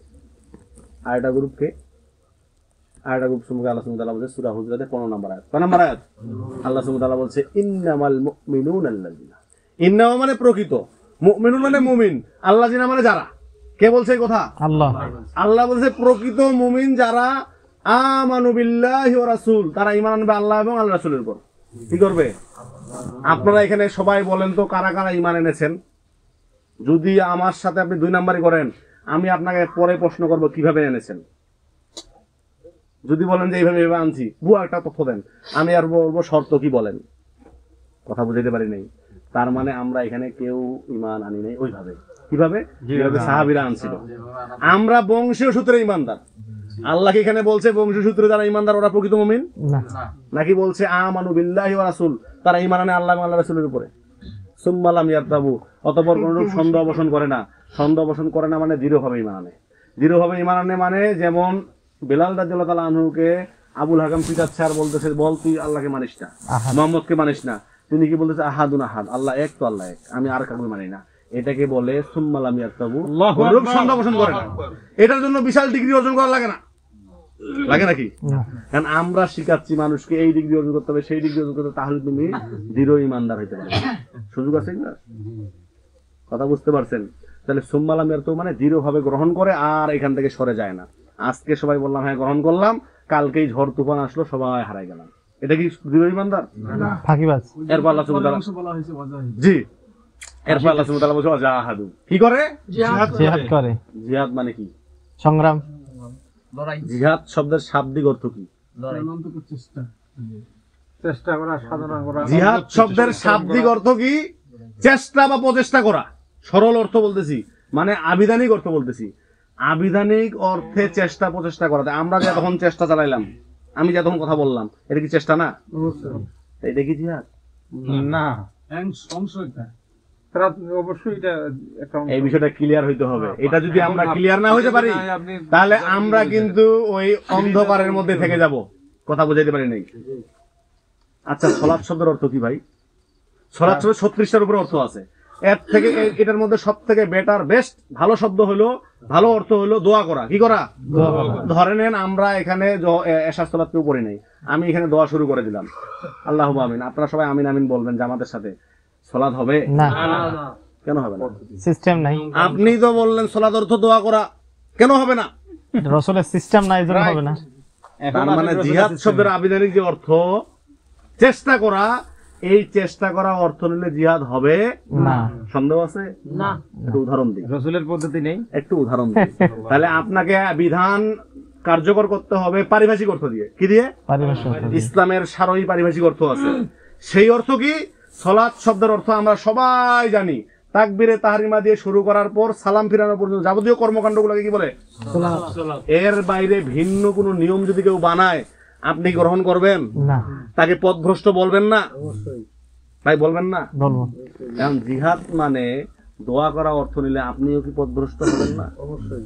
এখন যদি আমরা মনে করেন যে সালাত শব্দের অর্থ আল্লাহ রাসূল এবং সাহাবীদের মাধ্যমে আমরা জানতে পারছি পারিভাষিক অর্থ কি, তাকবীরে তাহরিমা দিয়ে শুরু করে সালাম ফিরানো পর্যন্ত, এটা সালাতের অর্থ। এখন এই অর্থ নয়, ভিন্ন অর্থ যদি কেউ নেয়, যেমন আহলে কোরআনটা নিছে, সবাই আমরা কি জানি পথভ্রষ্ট না? জানেন কি না আহলে কোরআনদের সম্পর্কে? জানেন না? জানি, আলহামদুলিল্লাহ। সচেতন মুসলিম যারা তারা জানি কি যে আহলে কোরআন শুধুমাত্র শাব্দিক অর্থ গ্রহণ করেছে। কি অর্থ গ্রহণ করেছে? শাব্দিক, আবিধানিক অর্থ। এরা পারিভাষিক অর্থ নিবে। কথা বুঝতে পারছেন? যাই হোক, শেষ হয়ে যাচ্ছে আলহামদুলিল্লাহ। শুধু এই আয়াতটা একটু বলে নিই। এখানে আল্লাহ সুবহানাহু ওয়া তাআলা যেটা বলছে, জাহাদু মানে চেষ্টা করা আবিধানিক অর্থ, কিন্তু আমরা পারিভাষিক অর্থ কি পাইছি? আল্লাহ রাসূলের যুগে চলে যায়। আল্লাহ রাসূল সাল্লাল্লাহু আলাইহি ওয়াসাল্লামের যুগে সাহাবীরা যখন বলতে হাইয়া আলাস সালাহ, সবাই কি পবিত্রতা অর্জন করে ওযু করে সালাতের জন্য যেতে চায়। আবার ঠিক একই রকমের ডাক হাইয়া আলাল জিহাদ ডাকে নাই? তখন কি ওই একই রকমের আলোচনা করার জন্য ডাকছিল না? নাকি যুদ্ধের পোশাক পরিধান করে যার যা সামর্থ্য আছে এই অস্ত্র ধারণ করে কুফফারদের বিরুদ্ধে ময়দানে গিয়ে সশস্ত্র সংগ্রামের মধ্য দিয়ে জিহাদের যে কার্যকর আমল এটা করছিল? কোনটা করছিল? এর কোনো ভিন্ন আমল দেখাতে পারবেন না?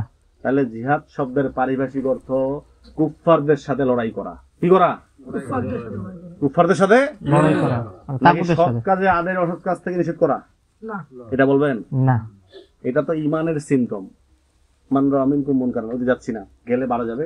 এরপরে আসেন, আমরা আবার কেউ কেউ আছি মুজাহিদ বক্তা, কি বলি? সাবিলুনা সাবিলুনা আল জিহাদ আল জিহাদ।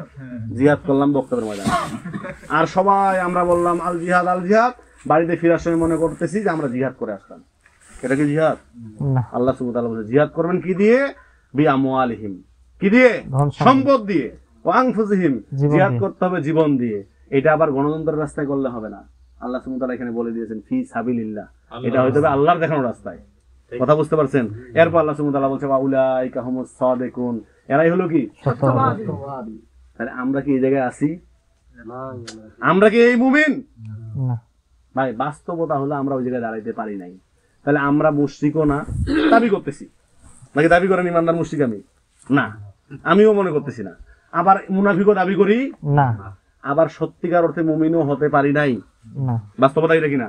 তাহলে আমরা কারা? কোথেকে আসলাম আমরা? আমাদেরও পরিচয় আছে কুরআনুল কারিমে। এটা আমি আগামী কোনো এক আলোচনায় এই কোরআন হাদিস থেকে আলোচনা শুরু করব, সেখানে এই বিষয়টা উপস্থাপন করব আমরা আসলে কোন জায়গায় আছি। একটু টার্গেট মানে কথা বুঝতে পারছেন? আল্লাহ সুবহানাহু ওয়া তাআলা আমাদের তৌফিক দান করুন, আল্লাহুম্মা আমিন। ভাই বলছে দেরি হয়ে গেছে, আসলে এই আলোচনা করতে গেলে আবার এটার উপরে 20-15 মিনিট চলে যাবে, এজন্য আরেকদিন ইনশাআল্লাহ আলোচনা করা যাবে। যাই হোক ভাই, একটু বিশৃঙ্খলা করিয়েন না, একটু বসেন 1 মিনিট। আমার আলোচনা একবার এখান থেকে শেষ। সামারিটা যদি টানি তাহলে এখন একটু সময় লাগবে। আচ্ছা, আল্লাহ সুবহানাহু ওয়া তাআলা সূরা হুজরাতের 49 নম্বর সূরা 1 নম্বর আয়াত বললাম, এটা প্রকৃত মুমিন যারা, এর আয়াত, এই আয়াতের আগের আয়াতে আল্লাহ সুবহানাহু ওয়া তাআলা আমাদের আলোচনা করেছেন। কাদের? এই যে আমরা যারা, এরা মুনাফিকও না, মুশরিকও না, প্রকৃত মুমিনও না। কথা বুঝতে পারছেন? এখানে আল্লাহ সুবহানাহু ওয়া তাআলা বলছে ক্বালাতিল আরাবু আমান্না, আরবের কিছু লোক তোমাকে এসে বলে আমরা ঈমান এনেছি। আচ্ছা, আপনারা নিজেদেরকে ঈমানদার দাবি করেন না? অবশ্যই। কিন্তু ঈমান এনেছেন না। আল্লাহ সুবহানাহু ওয়া তাআলা বলছে কুল, বলো লাম তুমিনু, তোমরা ঈমান আনোনি। তোমরা কি করোনি? ঈমান আনো। এই যে তারা আমরা। ওয়ালাকিন কুলু আসলামনা, তোমরা বলো যে আমরা ইসলামের সাথে আছি। কার সাথে আছি? ওয়ালাম্মা ইয়াদখুলুল ঈমানু ফি কুলুবিকুম, এখনো তোমাদের হৃদয়ের গভীরে ঈমান প্রবেশ করেনি। কেন করেনি? ঈমান আনি নাই, এই কারণে করে নাই। বুঝাইতে পারছি? যাই হোক, এই বিষয়ে ডিটেইল আলোচনা আছে। এখন এটা যদি আবার ব্যাখ্যা বিশ্লেষণে যাই সময় লাগবে, সময় দিতে হবে এটাতে। অর্থাৎ এটা যথার্থ আলোচনা হলো না এই কোরআন সুন্নাহর উপরে। আরেকদিন যদি আল্লাহ সুবহানাহু ওয়া তাআলা তৌফিক দান করেন, আমি এই বিষয়ে বিস্তারিত আলোচনা করবো ইনশাআল্লাহ। আল্লাহ সুবহানাহু ওয়া তাআলা তৌফিক দান করুন, আল্লাহুম্মা আমিন। আমি যে আলোচনা করলাম দীর্ঘ সময়, বিভিন্ন উদাহরণ, বিভিন্ন দৃষ্টান্ত পেশ করলাম, এই জায়গা থেকে যদি আপনাদের কোনো সন্দেহ সংশয় থাকে, কোনো কষ্ট থাকে, বুঝতে যদি ভুল মনে হয় আপনাদের কাছে, আপনারা যদি মনে করেন যে আমি গজামিল বুঝ দিয়েছি, আপনারা আমাকে প্রশ্ন করতে পারেন আমার আলোচনার প্রেক্ষিতে, বাড়তি বিষয়। তো এই জায়গা থেকে আমি বলবো যে ভাই ডান সাইডে আছে, ভাইয়ের কোনো প্রশ্ন আছে কিনা? ভাই বলেন, দ্রুত বলেন, সময় যেহেতু কম, অনেকজন আছে, দ্রুত বলেন। নাই। আলহামদুলিল্লাহ, তাহলে বুঝে নিচ্ছি আপনি বুঝতে পারছেন আমার কথাগুলো। আপনার কোনো প্রশ্ন আছে কিনা বলেন। আমি যে আলোচনা করলাম এর প্রেক্ষিতে আপনার কোনো মন্তব্য, মানে ভুল ধরা পড়েছে কিনা আমার আলোচনার মধ্যে, এই ধরনের কিছু থাকলে বলেন। আর বাকি পরামর্শ পরে আলোচনা করবো ইনশাআল্লাহ, যেহেতু অনেকজন আছে, সময় লাগবে। প্রশ্ন নিতে গেলে দেখা যাচ্ছে আধা ঘন্টা চলে যাবে। জি বলেন। ভুল ধরা পড়ে নাই, প্রশ্ন আছে। প্রশ্ন আছে সেটা আলাদা বিষয়, কিন্তু আমার আলোচনাকে ভুল বুঝিয়েছি কিনা না না এরকম মনে হয়েছে কি? এবার দূরে যদি না হয় তাহলে আমি ধরে নিচ্ছি। ভাই, আচ্ছা এবার দূরে চলে গেছেন, ভাই তো বাকি আছে। যাচ্ছি, যাই না এখনো। আমি এভাবে জনজনে বললে সময় লাগবে, অর্থাৎ আমি সবার মধ্যে জিজ্ঞাসা করতেছি কারো কোনো প্রশ্ন আছে কিনা, হাত তুলেন। জি বলেন। প্রশ্ন নাই? আলহামদুলিল্লাহ, তাহলে আমি ধরে নিচ্ছি আমার আলোচনা, আমার কথাগুলো আপনারা গ্রহণযোগ্য ভাবে বিশ্বাস করেছেন, মনে প্রাণে ধারণ করেছেন ইনশাআল্লাহ। আলহামদুলিল্লাহ, আল্লাহ সুবহানাহু ওয়া তাআলা কবুল করুন। আল্লাহুম্মা। আমি আপনাদের উদ্দেশ্যে সর্বশেষ একটা আয়াত বলবো, যেহেতু গ্রহণ করেছেন, মানে আপনার কাছে অসঙ্গতি মনে হয়নি, তাহলে আমি আপনাদের সামনে আরেকটা আয়াত পেশ করব। এই আয়াতটা আমাদের জন্য আশার বাণী। কিসের বাণী? এই যে আমরা বললাম যে আমরা প্রকৃত মুমিনও না, মুশরিকও না, আবার মুনাফিকও না, তাহলে আমাদের তো একটা অবস্থান আছে। এই জন্য বললাম যে আমাদের সর্বশেষ একটা বক্তব্য, আমি একটা আয়াত পেশ করবো, সেটা সূরা নূর 24 নম্বর সূরার 51 নম্বর আয়াত। কয় নম্বর আয়াত? আল্লাহ সুবহানাহু ওয়া তাআলা বলছে ইন্নামা কানা কাউলাল মুমিনিন, সত্যিকার অর্থে মুমিনদের কওল, বক্তব্য হবে এরকম। কিরকম? ইযা দুউ ইলাল্লাহি ওয়া রাসূলিহি ইয়াহকুম বাইনাহুম, যখন তাদেরকে আল্লাহ এবং আল্লাহর রাসূলের বিধানের দিকে, হুকুমের দিকে আহ্বান করা হয়, তখন তারা বলে আইয়া কুলু, আমরা বলছি। আমি কিন্তু আপনাদেরকে এতক্ষণ থেকে আল্লাহ এবং আল্লাহ রাসূলের বিধানের দিকে, হুকুমের দিকে আহ্বান করার চেষ্টা করলাম, নাকি অন্য কিছু? ভাই কি বুঝতে পেরেছেন? আমি কি বাপদাদার দিকে আহ্বান করছি, নাকি মন করা কোনো বুঝ দিয়ে আপনাদের আহ্বান করতেছি? কি ধরা পড়েছে? আল্লাহ এবং আল্লাহ রাসূলের বিধানের দিকে আহ্বান করতেছি। তা আপনারা যদি এই বিধানের দিকে আহ্বান করার কারণে আপনারা যদি বলেন আইয়া কুলু, আমরা বলছি, সামিয়ানা অতানা, আমরা শুনলাম এবং মেনে নিলাম, আপনারা কি শুনে মেনে নিয়েছেন? আলহামদুলিল্লাহ। যদি এই অবস্থা আমাদের হয়, আল্লাহ সুবহানাহু ওয়া তাআলা বলছে উলাইকা হুমুল মুফলিহুন, তাহলে তোমরা সফলকাম হতে পারবে। সফলকাম হতে ইনশাআল্লাহ, এটা ভবিষ্যৎ, বুঝাইতে পারিনি মনে হয়। যদি এটা করো তাহলে পারবে। আমরা যদি এটাকে মেনে নেই তাহলে আমরা সফলকাম হতে পারবো। আল্লাহ সুবহানাহু ওয়া তাআলা আমাদের সকলকে সফলকাম হওয়ার তৌফিক দান করুন, আল্লাহুম্মা আমিন। আর সফলকাম হওয়ার সোপান হলো সাহাবীরা যেভাবে ঈমান এনেছে, সাহাবীরা যেভাবে আল্লাহ এবং আল্লাহর রাসূলের কথাগুলো ধারণ করেছে, আমল করেছে, এই আমল করা, তাই কি না? আল্লাহ সুবহানাহু ওয়া তাআলা আমাদেরকে সত্যি অর্থে মুমিন হওয়ার তৌফিক দান করুন, আল্লাহুম্মা আমিন। আমি আলোচনা করতে গিয়ে দীর্ঘ সময় আলোচনা করার মানে করতে গিয়ে যদি আমার কোনো কথা কোরআন এবং সুন্নাহ বিরোধী হয়ে যায় আমার অজান্তেই, আমি আল্লাহ সুবহানাহু ওয়া তাআলার কাছে ক্ষমা প্রার্থনা করছি। আল্লাহ সুবহানাহু ওয়া তাআলা যেন আমাকে মাফ করেন, আল্লাহুম্মা আমিন। সুবহানাকা আল্লাহুম্মা ওয়া বিহামদিকা আশহাদু আল্লা ইলাহা ইল্লা আনতা